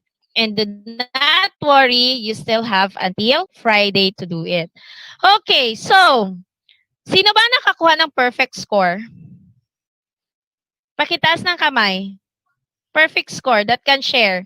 So that magkakaroon ng ideya yung mga kaklase ninyo kung ano ba ang tamang sagot. Sino ang nakakuha ng perfect score? Anybody? Pakitaas ng kamay para mag-share ng screen. Rose, perfect score. Grace, perfect score. But sad to say, hindi sila pwedeng maka-share ng kanilang screen. How about Lenny? Not yet done. How about Maridel? Not yet done. Okay? So, I will share. Yes. How about this one, ma'am? Naglagay lang this Okay. video. Sige. So, yun. Okay. Thank you, Rosemary. So, nakahanap din ng paraan si Rosemary on how to share her screen. So, under the biological developments, so, mababasa natin, yun yung mga tamang kasagutan. Then, under naman sa cultural, paki-backward ng konti, cultural developments, yun yung mga tamang kasagutan under the four categories of the hominid. Okay, thank you, Rosemary. You can now stop sharing your screen. So at this point, we'll have now the discussion on our main topic, which is the biological and cultural evolution. So please click on the PDF file under analysis. Nakita ninyo, entitled Biological and Cultural Evolution or Biocultural Evolution. Nakita? Can you share your screen, Marie, on the PDF file, please? Marie?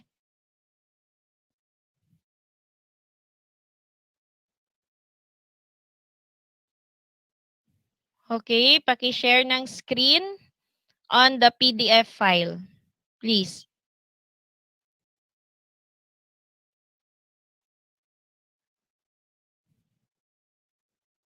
Nasaan na si Marie? Nawawala si Marie.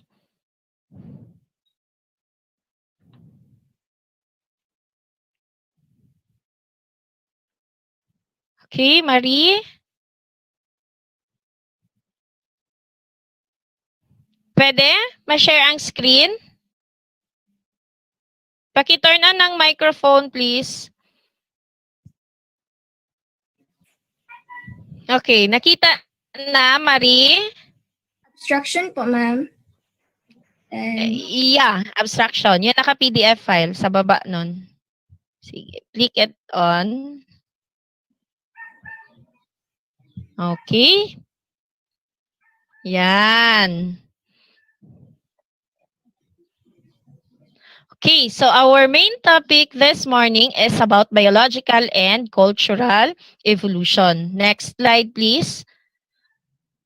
Then, under that, no, as you can see the picture, yung kanina, no, might you observe in the picture? So, the first thing I know that came up to your mind is evolution. So, when we speak of evolution, it's all about the changes that takes place. So, as you can see in the picture, anong meron sa picture?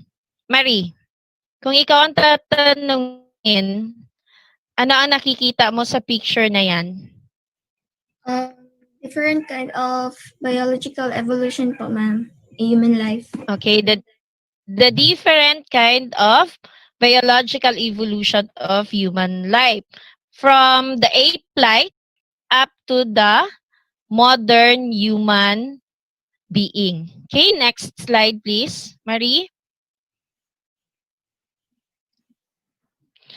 So, when we say biological evolution, it refers to the changes, modification, and variations in the genetics and traits of biological populations from one generation to another generation. In short, pag sinabi nating biological evolution, it talks about the physical transformation of modern humans. When we say physical, lahat ng mga attributes or features na pwede nating makita sa ating mga mata. So as we can see doon sa picture, from the way they stand hanggang sa naging isang modern human beings.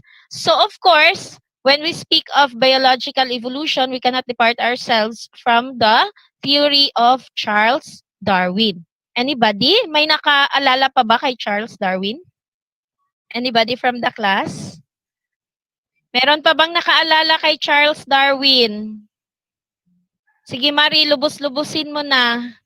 Still remember Charles Darwin? Di po, ma'am. Wala na. Nakalimutan na si Charles Darwin. Of course, if we are to go back to our araling panlipunan, ay syempre, part ng ating pag-aaral si Charles Darwin. He is the proponent of the theory of evolution. Okay, next slide please, Marie. And when we speak naman of the biological evolution, so meron itong 4 categories as you can see sa inyong screen, di ba? The Sahelanthropus, the Ardipithecus, the Australopithecus, and the Homo. And of course, we are modern human beings are under the Homo species. Okay, next slide please. And so, what is now the relationship of biological and cultural evolution? So cultural evolution naman refers to the changes or development in cultures from a simple form to a more complex form of human culture. So that's cultural evolution. Next slide, please, Marie. So to sum it up, no, societies are said to have evolved as human beings learn to adapt to their environment. In short, biological evolution is greatly related to cultural evolution and vice versa. Okay, nakuha. Naintindihan ang ating main topic for this morning? Yes, Yes, ma'am. ma'am. Okay, so we'll check kung talaga nga bang naintindihan. Click on the application button in your LMS. Click on the application button in your LMS. Please share your screen, Maridel. Maridel? Okay, click on the application button. Okay. Share your screen, please.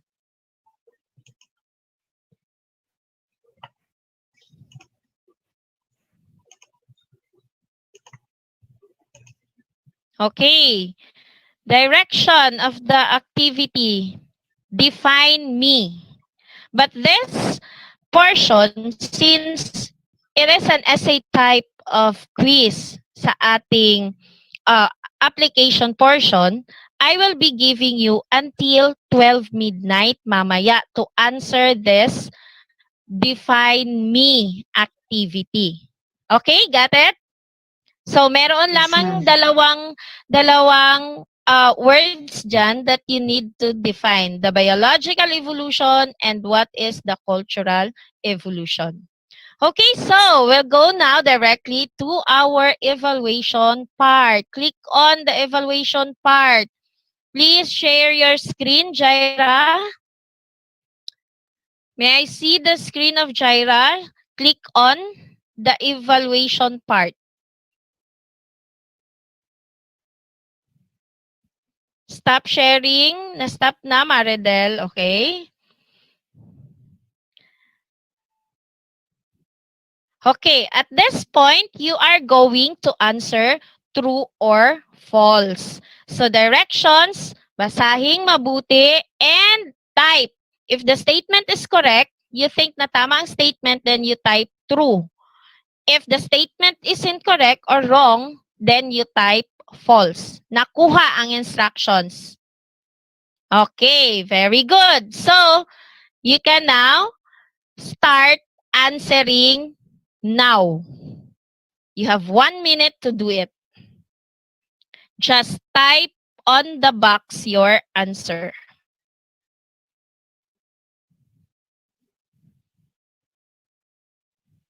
Then later, sabay-sabay nating i-check.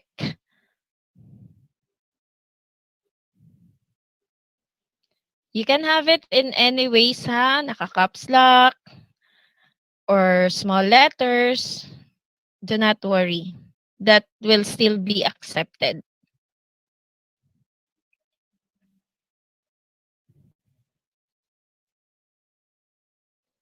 Okay?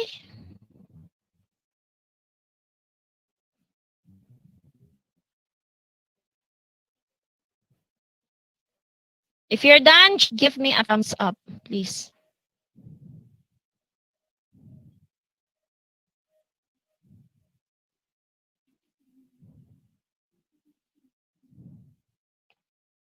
Done, Lenny?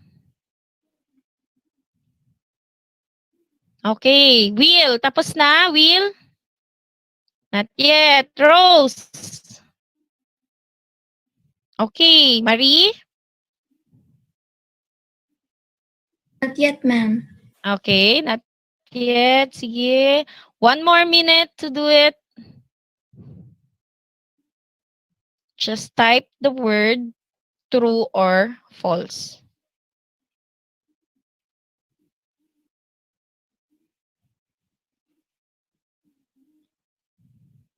Hannah, are you done? Tapos na, Hannah? Not yet. Jaira?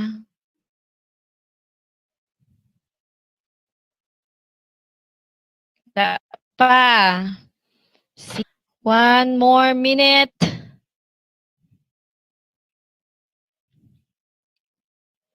Still, this quiz has 3 attempts for you to make it.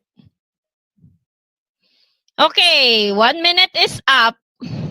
Sabay-sabay nating i-check. And may I see the screen of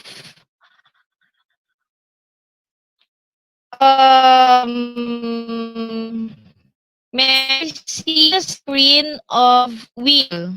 Nasaan si Will? Yes, Will, kindly share your screen. Will? Okay. Please share your screen. Sabay-sabay nating i-click on ang check button. Okay, in 1, 2, 3, check. Okay, so we'll got 3/5. So the correct answer for number 1 is false and the correct answer for number 2 is true. All right, thank you, Will. You can now stop sharing your screen. So, to sum it up, everyone, may I ask Marie, what have you learned from this lesson today? Marie, kindly turn on your microphone, please. Yes, ma'am. Yes. Can you share to us your learnings for this morning? For this morning activity, I learned the different kind of biological evolution that affects the human development of or the human life. Yun lang po, ma'am. Okay, very good. So this morning, we talk about the biological evolution and how this greatly related to cultural evolution and vice versa. Okay, so for your assignment, for your task at home, please click on assignment button in your LMS. Please read, Maridel, please read, please share your screen and read your task at home. Maridel, okay, turn on your mic. Please read. Assignment. Direction. Read about society and how society is being organized. Okay, so in preparation for our next topic, you read about society and how society is being organized. Okay, so that will be your task at home, and I hope that you will do it sincerely in preparation for our next topic. And I hope that you get something from me this morning. So bye everyone. See you on the next meeting. Bye-bye, ma'am. Bye, ma'am.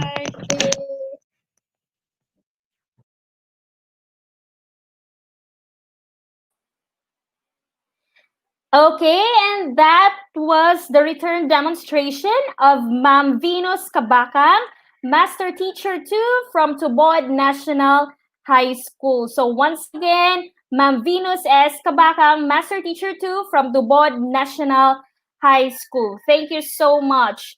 So okay pa ba kayo dyan, mga kaguro?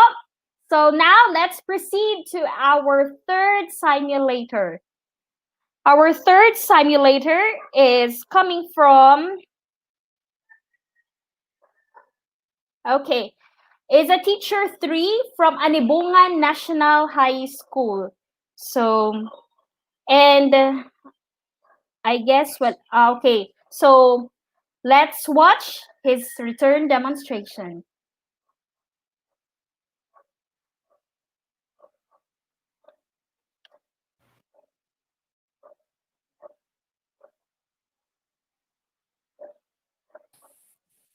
Good day, everyone. Welcome to our scheduled online class. I hope that you are in good condition as of this moment. I am requesting Lisel to please lead us in prayer.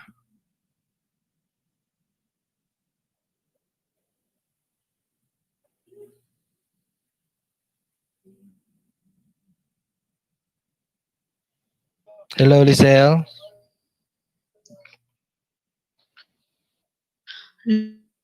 Lord, we offer you divine protection. We would learn how to listen attentively to the inputs of our teacher. May we appreciate his effort in imparting his knowledge to us. Through the same Christ our Lord. Amen. Amen. Thank you very much, Lisel. Before we start, let us be reminded of the following rules to make sure that our class will be in order. In your LMS, please click online class rules. That is at the left side of your monitor.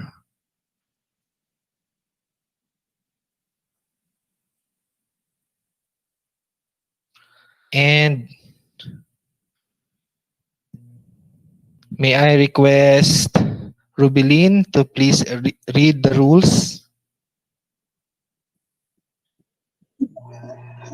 Online class rules. Leave the keyboard alone. Dress appropriately. Be aware of your surroundings. Mute your microphone when you're not talking. No food allowed. Stay seated and stay present. Okay. Thank you very much, Rubilin.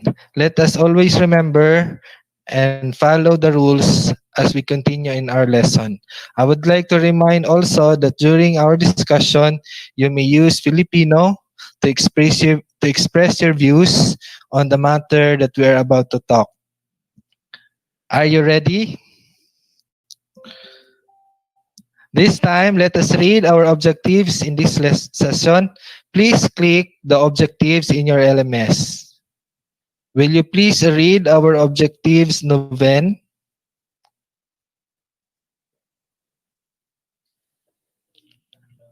Wait, Noven, please unmute your microphone.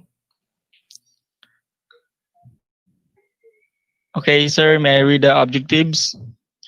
At the end of the session, you are expected to first, discuss how to face the challenges during adolescence. Second, clarify and manage the demands of teen years.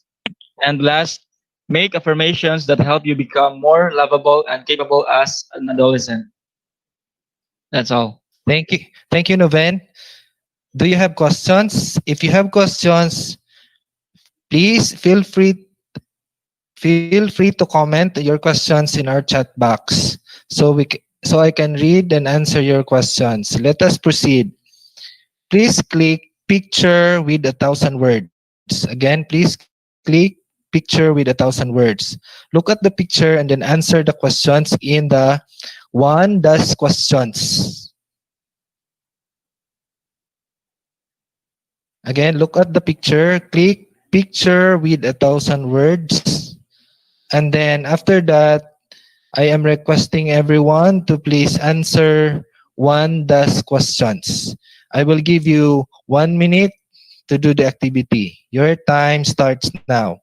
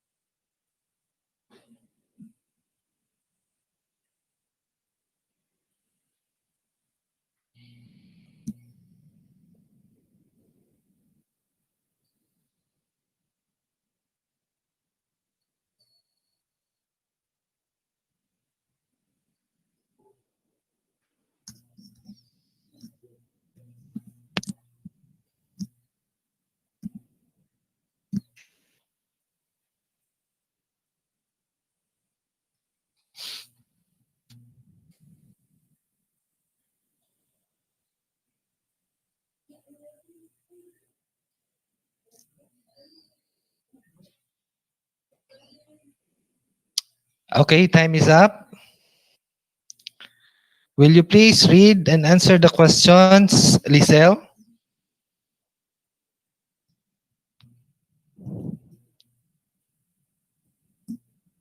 Hello? Lisel, can you please read the questions and then answer?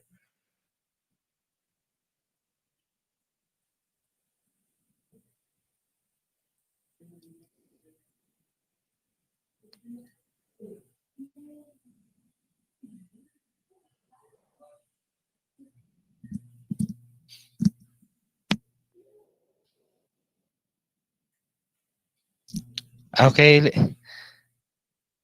may I request, Lisel is out. May I request Rubilin to please share your answer? Sir, based from the picture, about stages, sir. Okay, very good. How about how do physical development affect or affected, how do the physical development be affected by developmental tasks? The physical development of a person leads the ability to perform tasks necessary in the period of stages. Okay, thank you very much. Thank you very much, Rubilin. So that was a great answer. This time, let us go ahead. Please select four picks one word. Please select four picks one word and then answer the questions in two dash questions. Again, select four picks one word and then answer the questions in two dash questions. This is good for 2 minutes. But if you finish early, then let much better.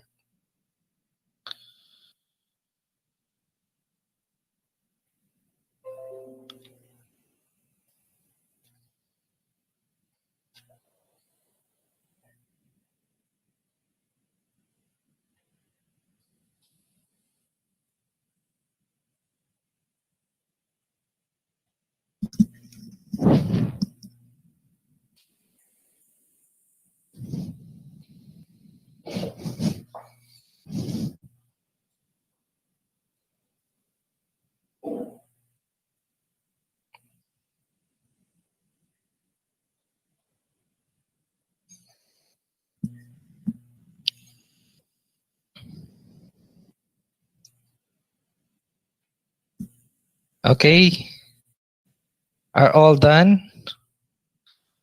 Noven, what's the word? I think, sir, the picture shows about challenges. Am I Okay, right? very good. Very good. How about, can you share your answer, Rubilin, to the Sir, question?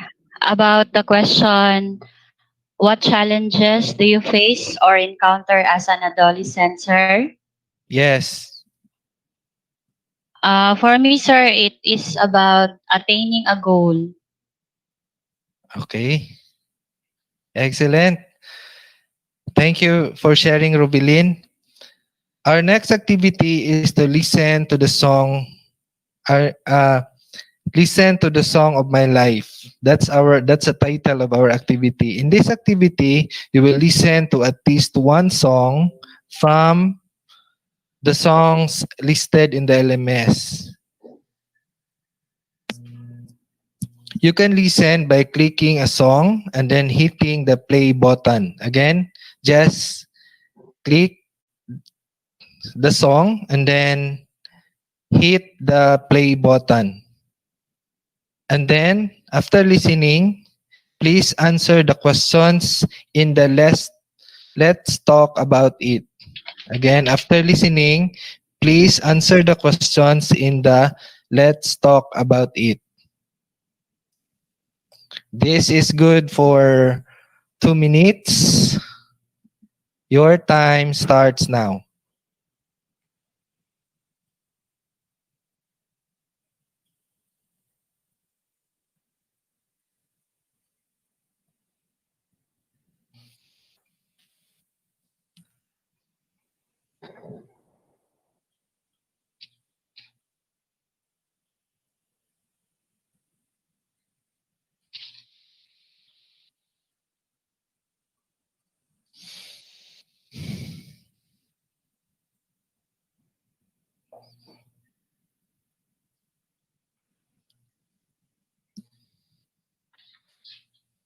While doing your activity, I am trying to contact Lisel.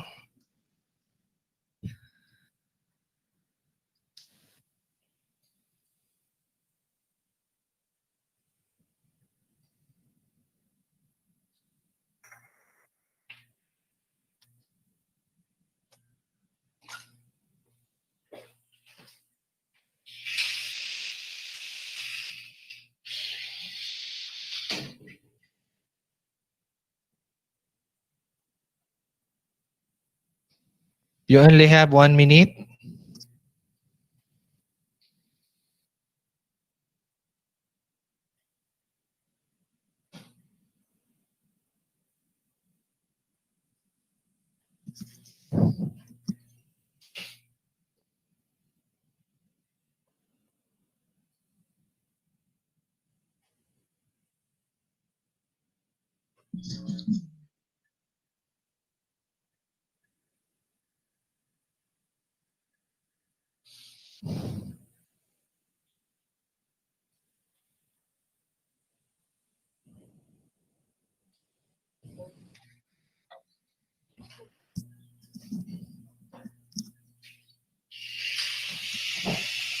Okay, welcome back, Lisel.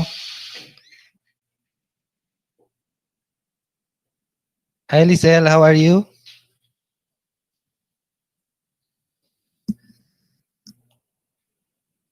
Can you hear me, Lisel?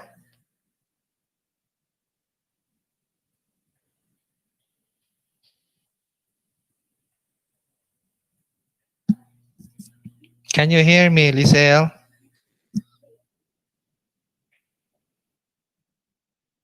Okay, welcome. Hello, sir. I'm back. I'm sorry, meron. Yes, sir. Hindi, okay lang yan. Please follow. Andito na kami sa Listen to the Song of My Life. I will repeat the instruction for you. You will be listening one song from the list of songs in the LMS, and then answer the questions in Let's Talk About It. Again, please listen to a song. Just select one song from the list, and then answer the questions in the Let's Talk About It. Do you have question? If none, then you can now proceed.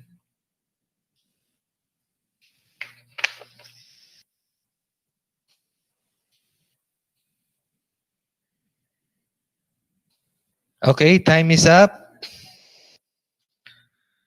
Noven, please share your answer.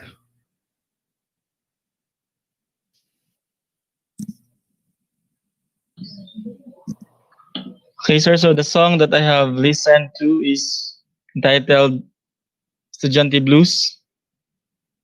I think that is the first song. So the question is, what are the challenges faced by the young people in the song? So I think parents do not understand their child.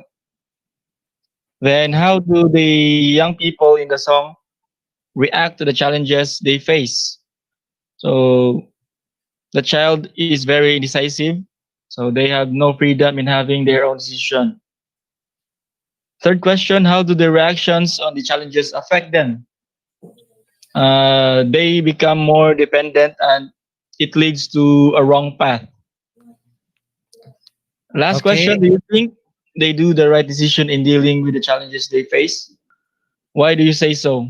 I think it depends upon how they express their ideas. So whenever they're happy, then that's good. I think so. Okay, great. Thank you very much, Noben. Before we go deeper,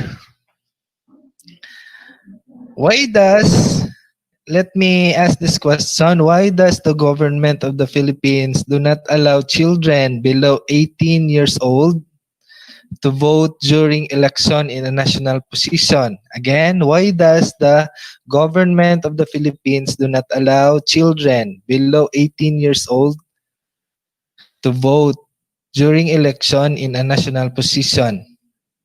Uh, may I ask, Lizelle, can you share your answer? Or will you please share your answer or your views on this?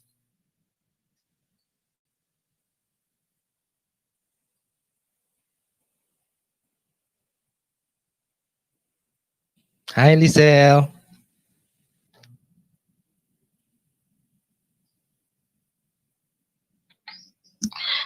Yes, sir, because they are too young, sir, and they get too emotional about the things.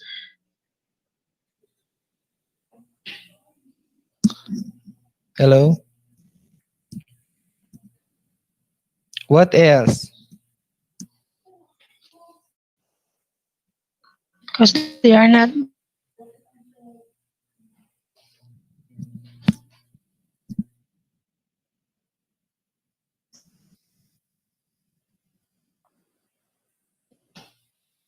Hello.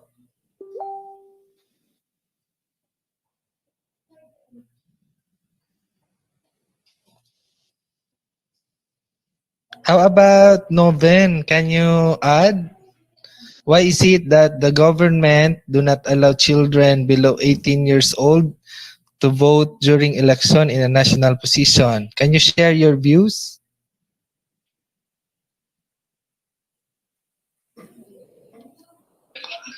I think, sir, they are not mature yet, and maybe their decisions are not reliable yet at their age. Okay. Thank you very much, Noben. How about you, Rubilin? Do you have something to add? Sir, because they are still minor, sir, and they cannot perform the task given to them. Okay, some of the tasks. Okay, Yes, sir. let us now relate. Let us now relate the activity in our personal life. Please open and answer the questions in Let's Examine Ourselves.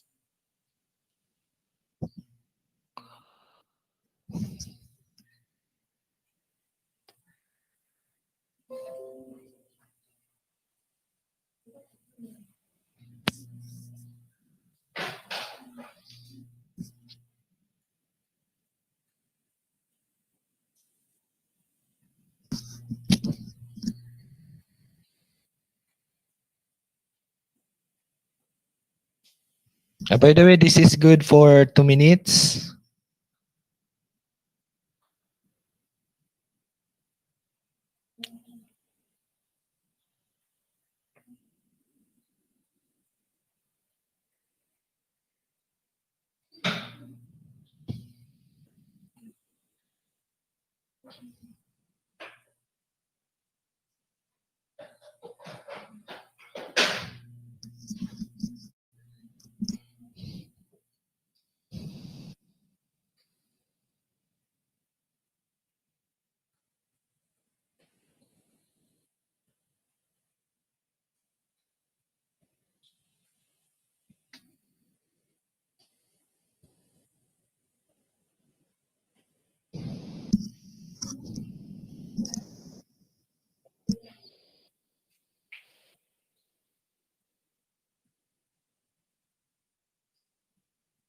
If you have question, please comment your questions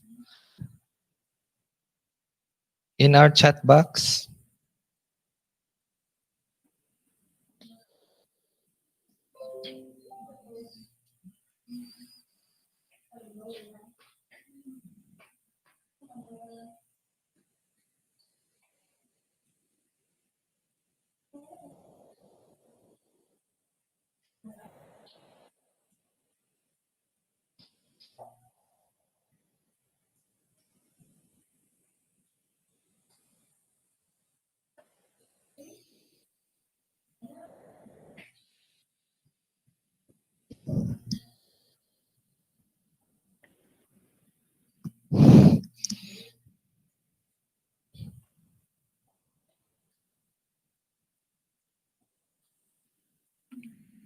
Okay, time is up. Please share your thoughts, Rubilin.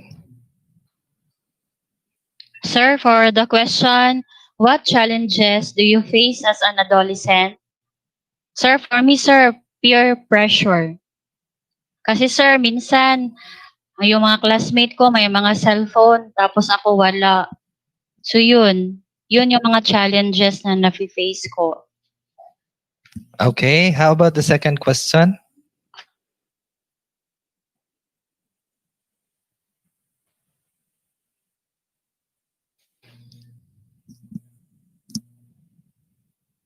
How do you deal with those challenges?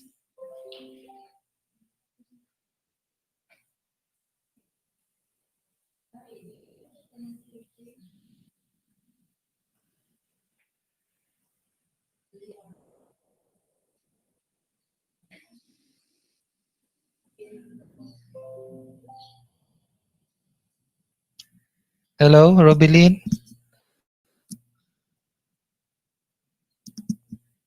Something wrong with your connection? Yes, sir. Second question, please. Yes, sir. Second question, how do you deal with those challenges? Ano, sir, set positive outlook. Then, what are the things you do to overcome them? Ano, Yes. be contented, sir, of what I have. And last question. For the last question, how do you consider it as the best way to overcome them? Yes, sir. Because if you will let those others influence you, the more you become unhappy. Okay, very good. Thank To you, sir. enlighten us, let us read a passage in your LMS. Please click Let's Reflect. In your LMS, please click Let's Reflect.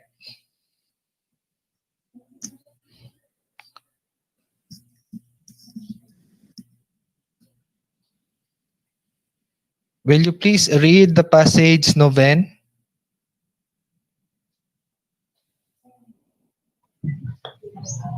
Okay, sir. So let's reflect. So the passage came from the book of James, chapter 1, verses 2 to 4. Consider it pure joy, my brothers and sisters, whenever you face trials of many kinds, because you know that the testing of your faith produces perseverance. Let perseverance finish its work, so that you may be mature and complete, no lacking anything. That's sir. Okay, thank you. Can you share your thoughts on this?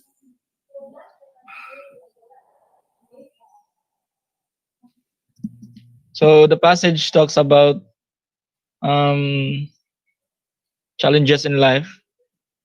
So whatever the challenges we face, let us persevere. Whatever the goal is, so let us go for it. Never say never. Okay, very good. And thank you for sharing. How about Rubilin? Can you share some other idea? Yes, sir. For me, sir, do not take trials as burden. Rather, Wow. rather accept it as challenge. Okay, thank you for that, Rubilin. This time, I request everyone to open in your LMS the what's. Again, what's. Play the video and then answer the questions in the sharing. Again, I want you to watch a video in what's, and then answer the questions in the sharing. This is good for 3 minutes. Your time starts now.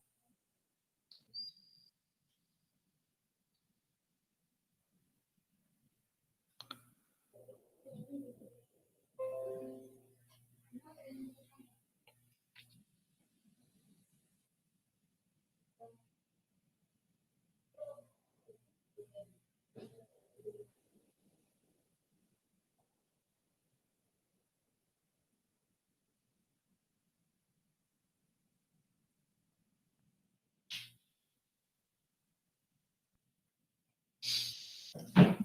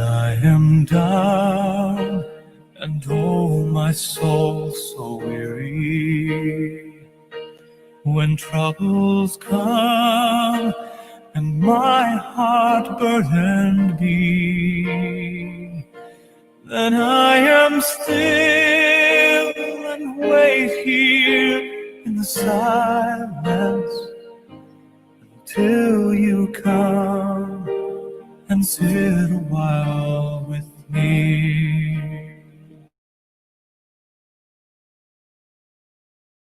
You raise me up mountains.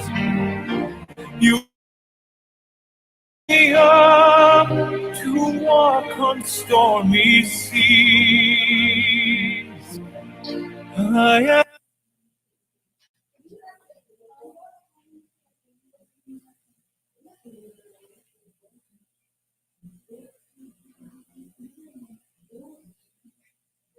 stormy seas.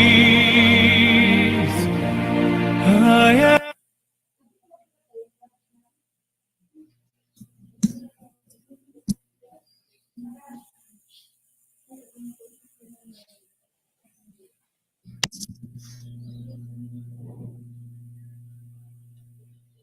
on stormy seas. I am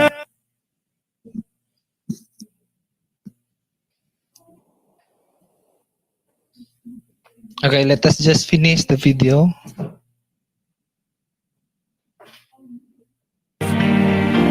You raise me up to walk on stormy seas. I am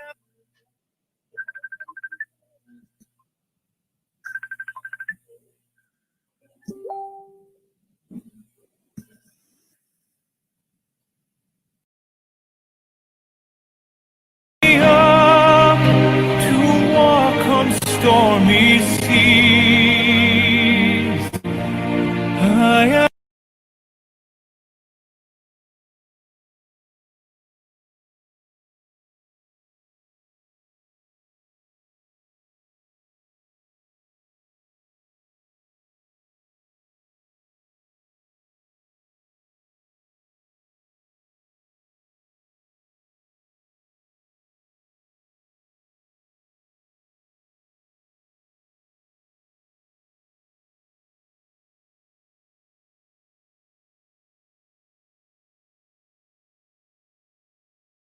am strong when I am on your shoulders.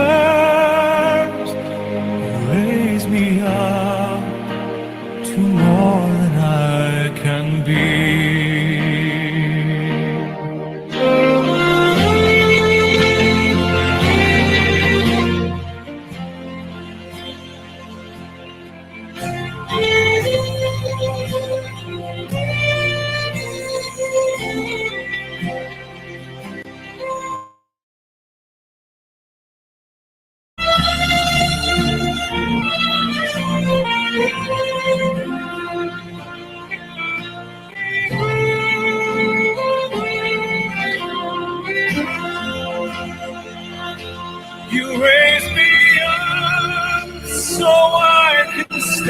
on mountains. You raise me up to walk on stormy seas. I am strong when I am on your shoulders. You raise me up to more than I can be.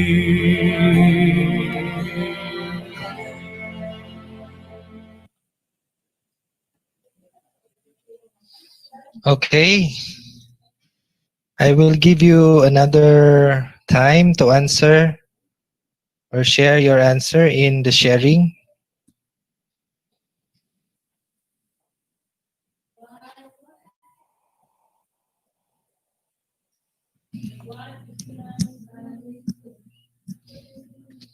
Lizelle, are you back?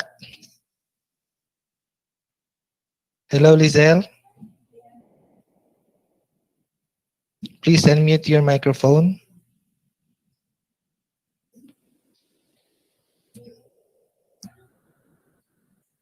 Lizelle?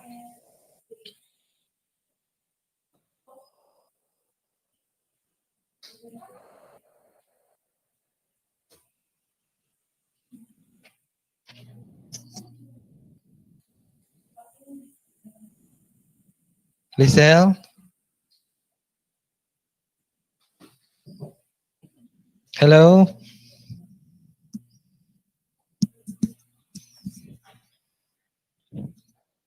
Welcome back once again. Can you please share your answer? Answer to the questions.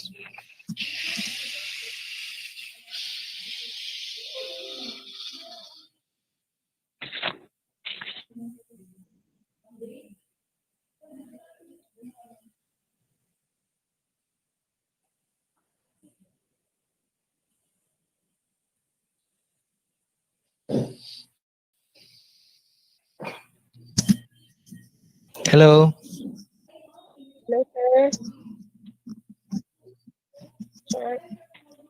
Welcome back once again. Yes, sir. Can you please share your answer? Okay, sir. Are you Sir, okay? maybe the I.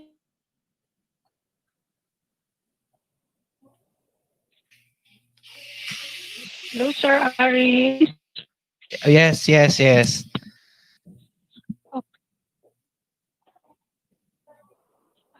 Sir, I think the the video shows that the athlete believes in himself and he continued the race although uh, marami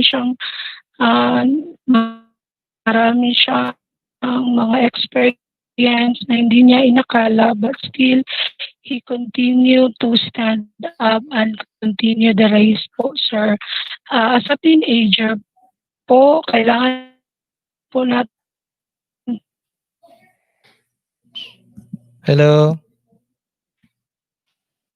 Can you please repeat your answer in the second question? Hello? Lizelle?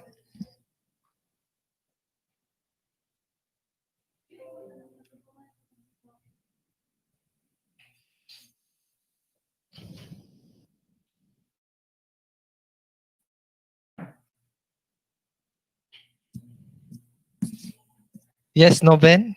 Do you have something to share? Sir, may I share my answer?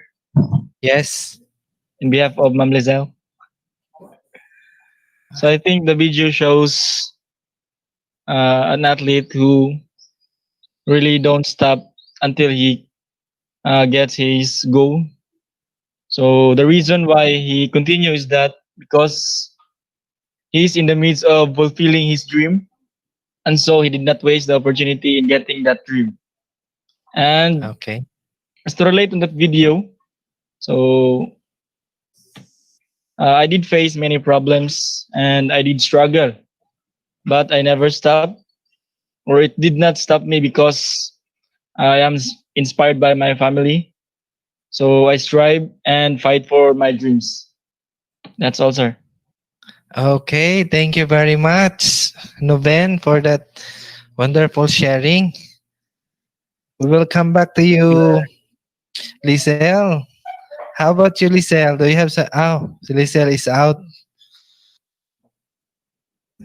Okay, I'll just send the activity for Lisel. Okay.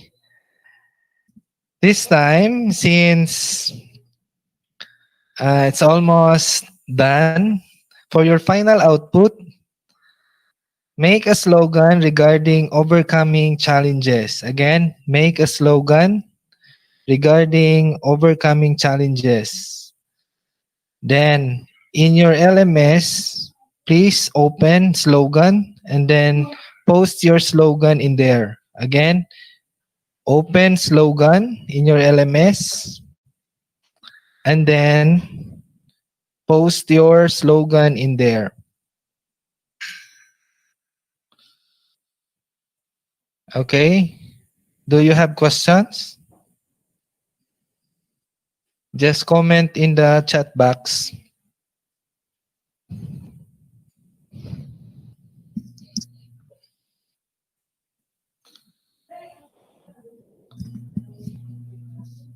There's none? Questions or no Lisel questions? is out. Okay. Sige. You may now start making your own slogan and then post in the slogan in the slogan. Time is up. Rubilin, can you please share your slogan? Sir, the title for my slogan, sir, I don't know if it is correct. Just share.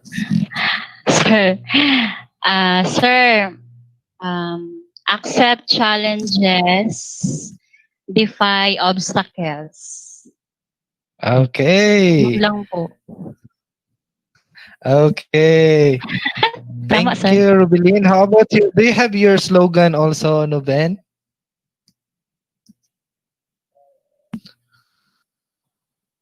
I just take a quote, sir, from the Nebra team, which is never say die. Okay. Very good. So that concludes our online class today. Thank you for attending. Keep safe. God bless Philippines and God bless us all.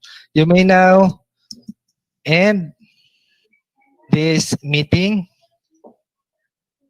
Okay, I'll sir. just send announcement to you. Bye, sir. Thank you. Bye, sir. Thank you, sir.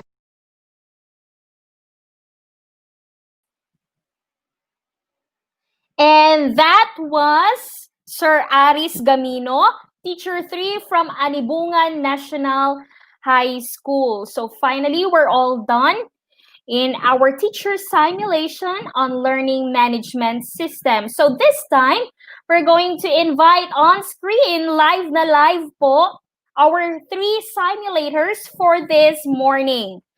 Okay, let me have on screen our first simulator, Ma'am Zerlyn Gonzalo. And then with us, our second simulator, Ma'am Venus Kabakang.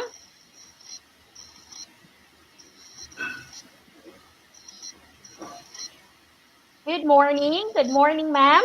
And then our third simulator, Sir Aris Gamino.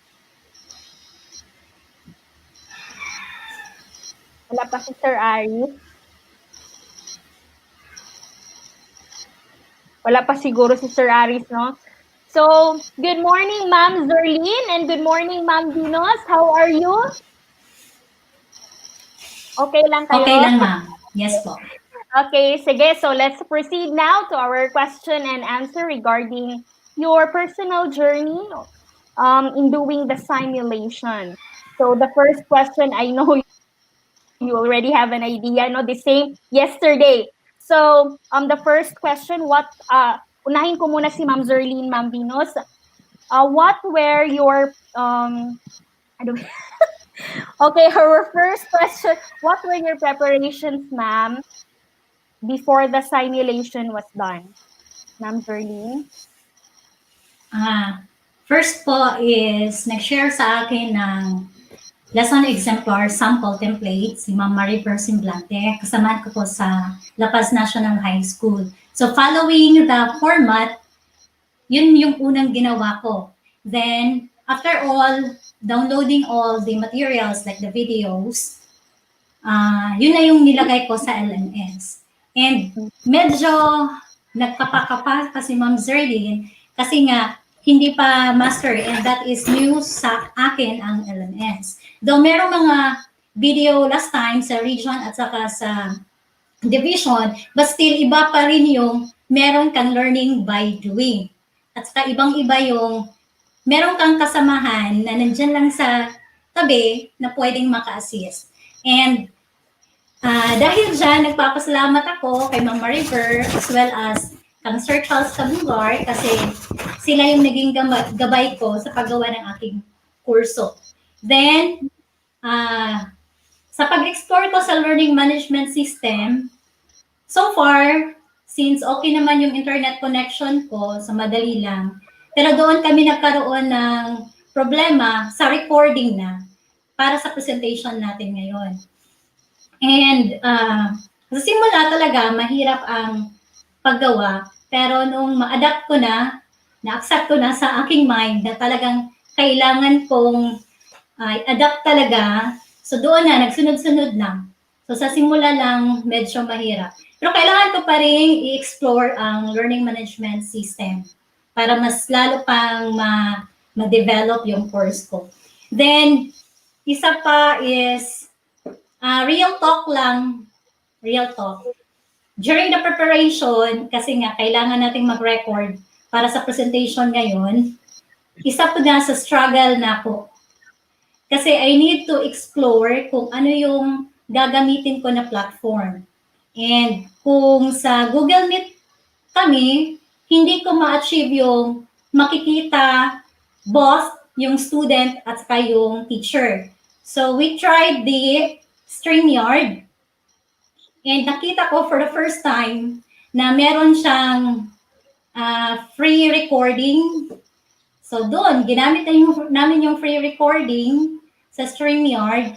And kaya lang, maliit yung screen. Kaya nung sa presentation na medyo nahihirapan akong tingnan yung presentation ng estudyante. Mahirap basahin kasi maliit nga yung screen. Pero okay lang, nakasurvive naman. And salamat rin kay Sir Charles again. Putol-putol kasi yung video namin na nagawa, ma'am. Kasi merong mga tendencies na nawawala yung camera ko. Bigla na lang merong black na nag-appear instead ng mukha ko. Then, si Ma'am Janice, nawala bigla. So, balik na naman. Ulit na naman, no? Pero instead na balik kami doon from the start, doon na lang kami nag-start kung saan kami natapos nung nakaraan. Then, talagang hiningi ko ang help ng aking kasamahan na si Sir Charles Cabungar para i-edit yung video kasi sobrang haba talaga. Kung titingnan mo, kung i-review natin yung kanina, sobra oras yung kanina. Yun yung preparation ko. My struggles, pero I learned, no? I learned from the struggles. Sa ano naman, ma'am, ano tawag dito? I would like to say thank you, Di, kay sa amo ang principal, si Sir Reynaldo Malubay, for the opportunity.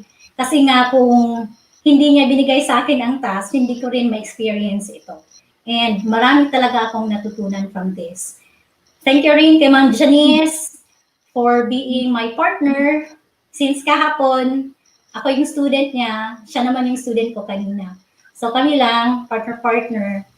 And kahapon sa video niya, hindi narinig yung recording ng video niya. Hindi narinig yung tunog ng video niya, pero meron talagang tunog yun. Sa recording lang, hindi namin na-discover agad na meron palang i-click doon para marinig yung audio ng video. Kaya, Nung pagdating sa akin, medyo okay na. Narinig na ang video. Mahaba lang yung LMS course ko kasi nga, ang design ko is asynchronous. Ibig sabihin, kung wala si teacher, sila mismo maka-follow, maka-understand. Kaya kailangan lang na i-plan talaga kung ano yung ilalagay doon sa course. Lahat doon, instruction, mga text, attachment. Kaya nga marami yung videos kanina para mas lalong maintindihan pa ng student. And medyo mahirap yung mga task kasi nga grade 11 yung topic ko and we are developing here their skills. No? So kaya merong reasoning, merong mga problem solving. Pero in real life talaga, it will take time. Pero nakalagay doon sa announcement ko yung mga contact numbers ko, Gmail address ko, yung Facebook account ko para anytime pwede nila akong makontact if they have questions. Tapos, sa announcement, talagang malaki yung tulong ng announcement. And do not forget lang na always contact lang po sa estudyante kapag asynchronous yung course natin. Yan po, I think. Yan lang po. Thank you. Okay, thank you, Ma'am Zerlene. I guess you answered already all the 3 question, Ma'am. Your challenges, parang meron na yung mga challenges, di ba? And of Yes course, po. and of course, the performance of your students. You want to add something about what you observe. What can you say about the performance of your students? Of your student pala yun, no? Dahil isa lang yun, ma'am, no? Or yes, ma'am. As to my observation, talagang nakikita ko si Ma'am Janice na nahihirapan. Especially kung taking her course, nasanay na siya sa English, sa ibang subject. No? Iba pa rin yung talagang totoong student kasi madaling makarecall yun sa mga junior high school, mga previous lessons niya. And lalong-lalo na yung mga estudyante na marunong na, ICT, ang mga course nila sa junior high school, yung sa PLE nila. Mas madali na lang sa kanila mag-explore. Pero still, kailangan pa rin ng guide ng teacher kung paano i-explore ang kurso, ang learning management system. Medyo mahirap po kasi math. Doon kami natagalan sa mga symbols. And natip ko sa kanya para mas madali, i-put na lang sa Microsoft Word and i-copy-paste na lang yung sagot niya. Or kung mahirapan siya doon sa text box, i-attach na lang yung sarili niyang solution, sulat niya sariling kamay, picture na lang niya, tapos i-attach niya doon para yun na lang yung babasihan ko. And doon naman, in every test ko, meron talaga yung mga answers. Pagkatapos ng sagot niya, pag-review noon, lalabas doon yung mga answers. May explanation doon kung bakit ganun yung sagot. Yun po. And ano pa ma'am? Na-realize ko rin na kailangan na meron talagang class record si teacher. Kasi hindi lahat ng nandoon sa LMS ay pwede nating maano, di ba? Meron tayong mga kino-consider. Tapos, hindi naka-follow kung alin doon yung written task. Ikaw yung mag-identify doon, di ba? Kung ilang percent yung written task, performance task. So, kailangan talaga merong class record si teacher. Okay, thank you so much, Ma'am Zerlene Gonzalo. Okay, we will hear from our second simulator. Hello, Ma'am Venus. Hello, Ma'am. Okay, so let's proceed to our first question, ma'am. What were your preparations, Ma'am Venus, before the simulation was done po? Ang mic ni mo, ma'am. Mic ni mo naka-off. Okay, sige. Go ahead, ma'am.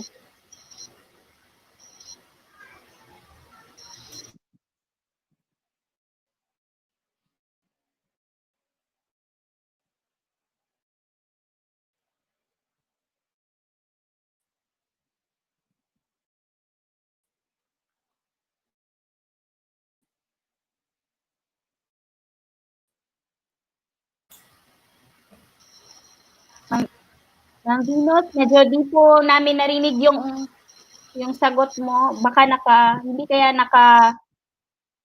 yung volume level or something. Na-on na yung mic, no? Yung volume level siguro po.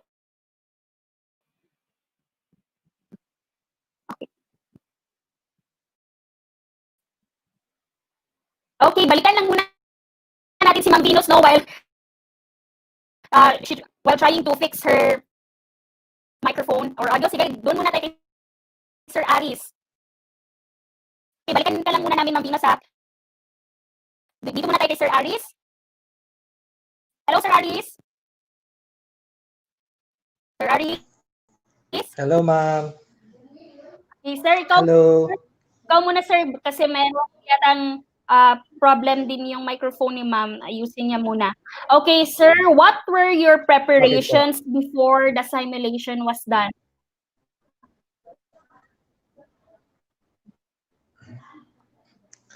Pinakauna po, ma'am, is yung paghahanap ng mga students. Kaya lang, unfortunately, hindi kami nakahanap, ma'am, kasi yung mga bata walang available internet sa kanilang bahay. So, I decided with the permission from our school head na yung mga students ko na lang for the simulation will be my co-teachers.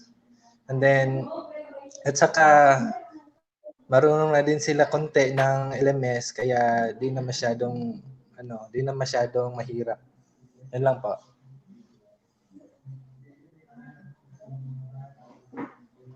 Okay, thank you, Sir Aris. How about your challenges, sir? What you encountered during the simulation and how did you cope that challenges?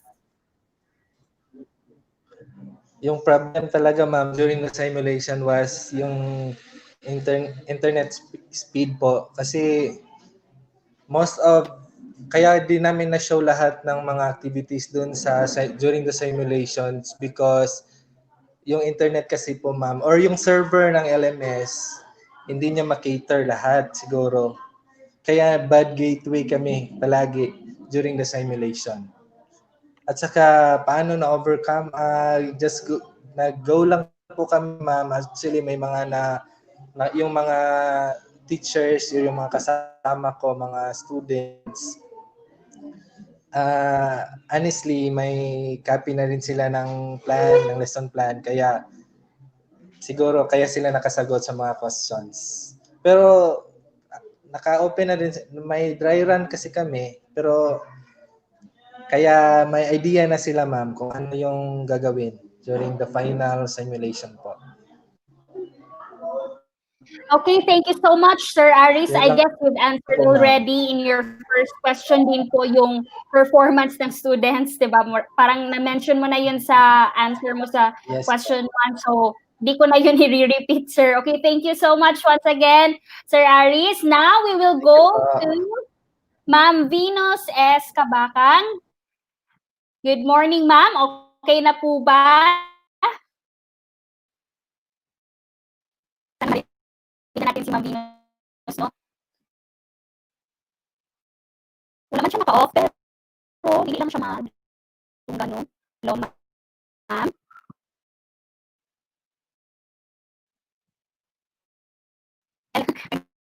Sorry, si Ma'am Venus. Okay.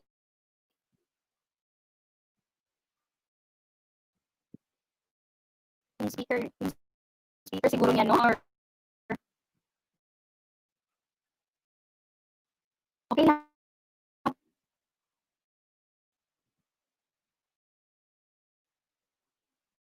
Go lang po, Ma'am Venus. Kayang-kaya yan.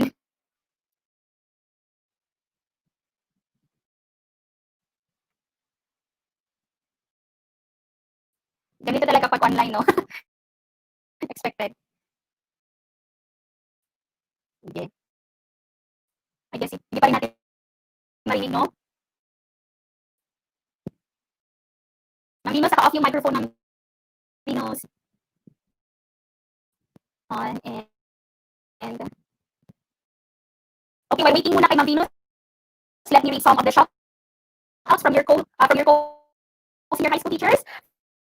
From Ma'am Marilyn S. Maria, congrats, Ma'am Zerlyn. And then another Hintayin ka namin, Ma'am Pinos. Another shout out from Ma'am Joycey Embasado. Go, Ma'am Zerlin and Ma'am Janice. O, ikaw, Sir Alex, meron pa ba mga kasabad dito? Okay, from Ma'am Marilyn Maria again, congrats, Ma'am Pinos. Okay, hello, Ma'am Pinos. Okay na po yung mic?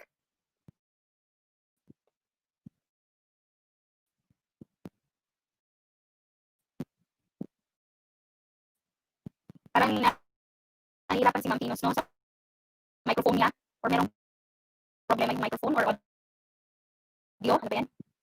Audio. Okay. Continue na tayo. From Ma'am Queenie Marie Alas. Go, Sir Alice. Go, Sir. From Ma'am Queenie Marie Alas. Wala pa rin. Kaya, laban lang, senior high school teacher. Okay, from Sir Dante Sarosan. Sarosan. Go, Sir Alice. And,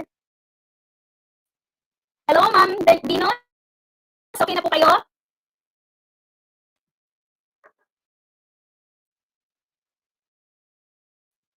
Okay, can you turn on your mic po, ma'am.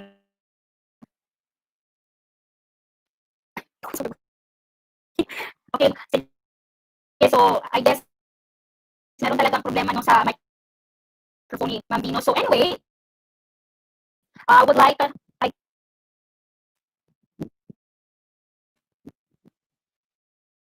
sana naman, ano naman.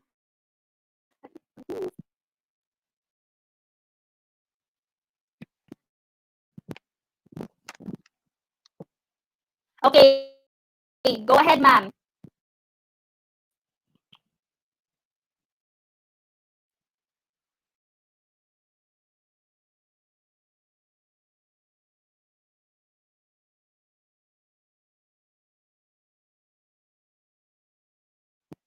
Mag-automatic off daw yung mic niya.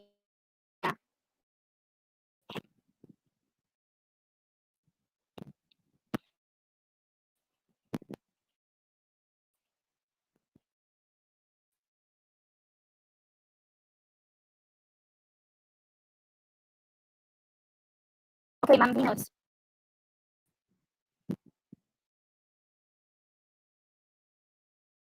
Hello, ma'am?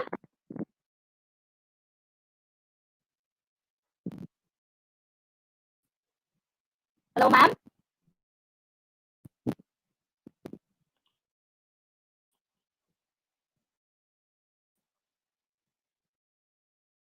Okay lang po kayo? Hindi pa rin?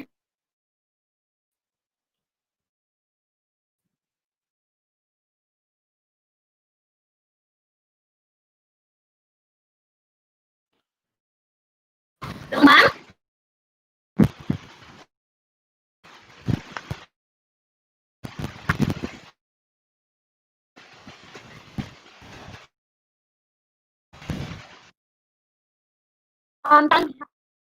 Ma'am Dino, subukan mo daw tanggalin yung headset mo and then try to, ano ba yun, i-high yung volume.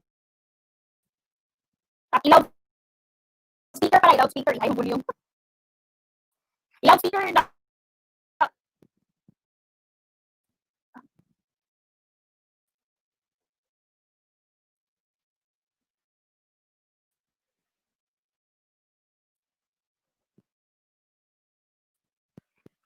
Ma'am Dino, tanggalin mo daw yung headset mo. Subukan mo daw tanggalin yung headset mo. Tapos, and then turn on your mic and then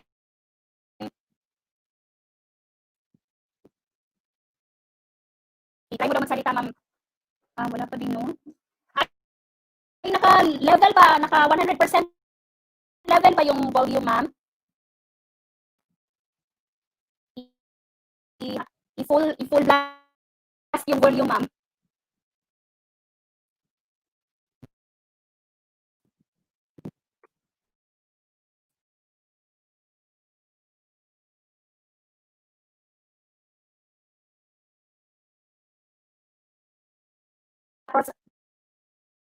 turn on your mic po.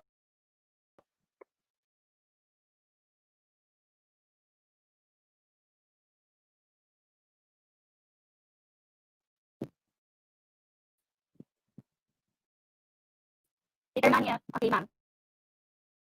Try to speak po. Wala pa rin, no? Okay. Sige, I guess. Okay lang yan. Bino, sige. Anyway, ano ba gagawin? Okay, later na lang po, Ma'am Venus. Baka mauna yan after the open forum kasi magkakaroon pa tayo ng open forum. But the acknowledge, ma'am, thank you so much for being in this live stream, ma'am. No? Your presence. Though, anong gawin natin, hindi talaga ma-on yung mic, no? So, it's okay, ma'am, nakita po kayo na lahat ng mga senior high school teachers. Kaya go lang po. Okay, so anyway, thank you so much, Ma'am Zerlene A. Gonzalo, Ma'am Venus R. Tabacang, and Sir Aris Gamino for sharing your talent and your effort, and also for accepting the challenge of being one of the representatives in doing the return demo. Okay, so God bless po sa inyong lahat, and let's keep watching in this live stream. God bless po. And congratulations po sa inyong lahat.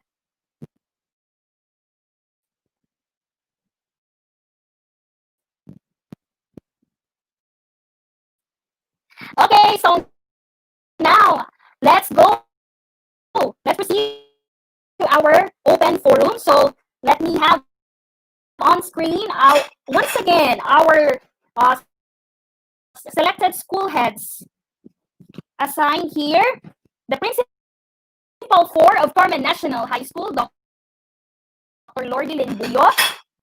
Next, the principal of Tubod National High School, Mr. Abelardo Cardinal. And the last school head from La Paz National High School, Mr. Ray Malubay.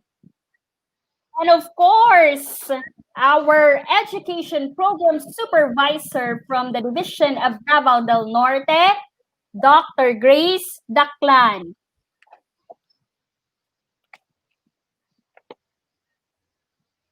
Okay, hello ma'am and sir. Good morning po. Good morning. Okay lang. Morning, ma'am. Okay. Trending ang net. Hangin kaayo dire. No, this is really the reality, ma'am, no? And in using this digital or having this internet modality or something, no? This is really the struggle. But go pa rin tayo para sa bata at bayan. Tama po ba? Yes. Okay, so I guess, ma'am, we haven't find some questions here from our dear teachers, but I have a question for each one of you. What can you say about the return demonstration of each simulator this morning po? So para hindi na po medyo mataas, si Dr. Lordelin po, what can you say about the first simulator po? Si Ma'am Zerlene Gonzalo regarding the return demonstration.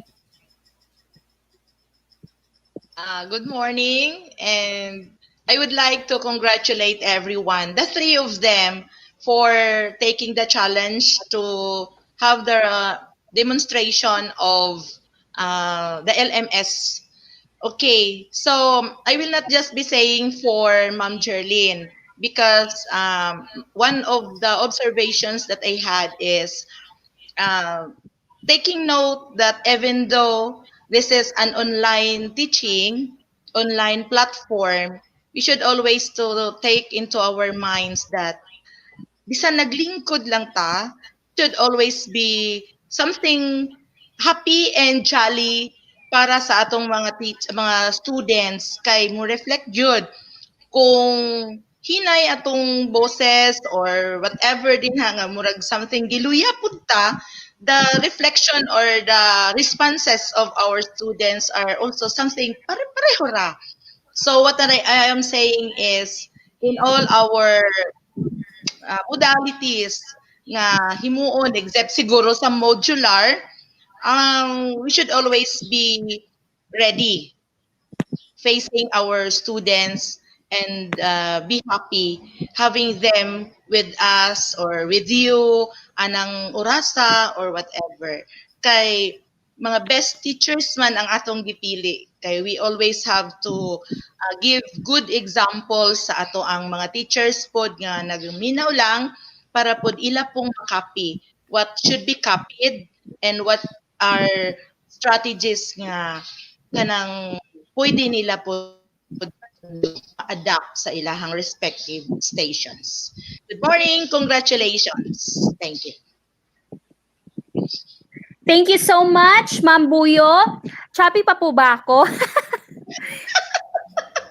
Okay lang. Laban lang po. Laban lang po. Thank you so much, Ma'am Buyo. How about you, Sir Abelardo Cardinal? What can you say about return demonstration or you want to consider some points regarding to some of the simulators or which can help also sa mga nanunood din na mga senior high school teachers po ngayon? Good morning to each and everyone. Just like Ma'am Buyo, I will be giving observations generally, in general terms. Now, I would like to cite some good points of the simulators. Although, as I've said yesterday, we are still on the transition period and all of us are being caught flat-footed with this situation. However, good points that I have seen with the simulators is that for every activity, they really give their time limit, which is very important because sometimes, even though we are online, boredom strikes to our students, especially if the activity is not very appealing to them. No? Second, as what Mambuyu have said, facial and body gesture is still important. This is still important for the students to really understood what the teacher is trying to convey to them. Then third, being patient. Being patient with the activities, with the presentations given by the teacher. Yun ang magaling na another good point na nakita ko in the return demonstration of the teachers dito sa ano natin ngayon, sa activity natin. Then third is nandoon talaga yung consideration ni teacher. We know that there are glitches, yung tinatawag natin na technology glitches, no? Sometimes nawawala yung internet connectivity, sometimes si student hindi makapasok sa LMS, hindi makapasok sa online natin, still si teacher is very considerate in attending to such ng estudyante, situation ng estudyante. Kasi mangyayari din minsan yan kay teacher na mawawala, no? Because one of our big factor here is our power supply. Kung biglang nag-brown out sa kay student na side, ayun, mawawala talaga yon. Then, another thing is yung reinforcement activities. Yung reinforcement activities. Magaling kasi nasunod nila yung ibinigay ni Sir Bayani, yung mga examples ni Sir Bayani before, nung first day ng training, it's really na-apply ni teacher in this return demonstration. I think for now that those are my observations, and I would like to congratulate the presenters because they have done their best, as well as yung mga estudyante na ginamit nila. They are really doing their best in order to respond to this simulation or return demonstration of teachers. To each and everyone, the students, congratulations. God bless all of us. Good morning. Okay, thank you so much, Sir Abelardo Cardinal. Thank you so much, sir. So, next, ang ating education program supervisor, Ma'am Grace, Dr. Grace Santa Daclan. Hello, ma'am. Hello, hello. Good morning. I love Carmen and Senior High. Soar High. Michelle, good morning. Doc Boyo, Sir Abelardo, good morning to everyone. And of course, to Morning, our ma'am. ESDS. Sir Noli, congratulations to everyone. This day is for the return demo. And I could say the rest back. Malupit yung rest back ng ating mga simulators. Ang galing. You made my day very productive. First of all, productive because I learned a lot from the lessons. From the financing, business math, to saving, to understanding culture, society, and politics, and to that of the value subject-related matter of Sir Aris Gabino. So to the three simulators, we have Ma'am Zurlin, Ma'am Venus, and Sir Aris Gamino. Congratulations. So I would like to commend the three of you definitely for a job well done. Actually, Venus from Tubod National High School is actually a division writer of our senior high school. She is also an LMS writer along with Aris Gabino, who is also our layout artist and illustrator, and with Journalinda Bugkat from Carmen National High School. So they are all pride of Carmen. So I love Carmen. Ang gagaling. And most of all, Venus has been chosen and has graduated as a national writer in the discipline of ideas in applied social sciences. Congratulations. Kaya ang galing-galing ng mga natin, no? The demonstration simply gives us an idea that our teachers from that of the first session, the demonstration to the rest back to the return demo and all, it's a manifestation that we can really do something. And our teachers, particularly from I Love Carmen, are very competent, very diligent, and they have the endurance of doing something for our learners. So congratulations, amazingly beautiful. Now, our school heads have said good points, and there are also things that need to be improved. Well, for me, especially on the last part where there was the student Lizel, I was actually following the demonstration who left out from the LMS, and that was actually beyond the control of the teacher. So very natural yung mga scenario. No, we could really see something which is in reality these are untoward incidents that we cannot really control, natural occurrences. But as teachers, definitely we have to be flexible, we need to adapt, and we, of course, have the system as well, just like in our learning management system. It's a software application, so teachers as well would have the system, the proper management in dealing with the human beings, the learners, not just in the software, but we should not, of course, deviate the fact that although we are working now in the system, we are still dealing with human beings, our learners, the reasons why we choose in this profession, in this noble professions. Congratulations! Ang galing talaga ng taga Carmen. I love Carmen more. Thank you. Thank you, ma'am. Thank you. All right. I love Carmen. Okay, thank you so much, Dr. Lordilin Buyo, Sir Abelardo Cardinal, and Dr. Grace Santa Daclan for being with us. And thank you also for all your comments and suggestions. I know hindi lang yung mga tatlong simulators yung nagti-take in, but also yung mga nanunood din ngayon na mga senior high school teachers. So before you will leave, do you have any, do you want something to, kanang meron po ba kayong gustong i-greet or announcement before you will leave po? Or wala na? Okay na po? Laban lang po. Oh, laban lang po. Okay, sige. So thank you so much and God bless you all. God bless, Carmen. God bless, Carmen.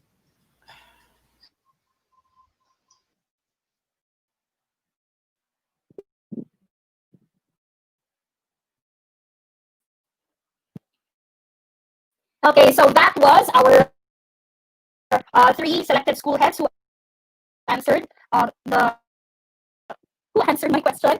And Dr. Lordy Limbuyo, Mr. Abelardo Cardinal, and also Dr. Grace Daclan, our education program supervisor.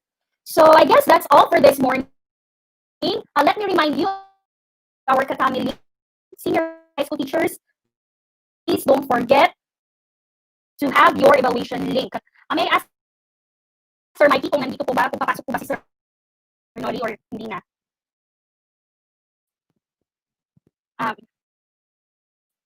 I guess wala. Hindi na papasok si Sir Noli, no? So please do have your evaluation link for this day. So don't forget. And later, meron po tayong session later in the afternoon. It's not a breakout session. It's a plenary. Kasama na yung mga teachers from elementary at junior high, because we're going to listen different series of talks regarding different issues in about COVID-19. So please do subscribe or enter the YouTube link. Sir Mikey, do you have any, or controller? Do we have already the link for this afternoon? Can you please show it on screen?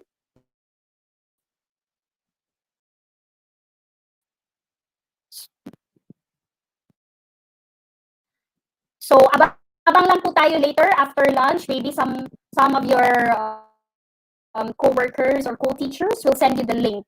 So that's all, and God bless everyone. I hope you learned a lot from our simulators for this morning. And I will end this live stream in 5, 4, 3, 2, 1.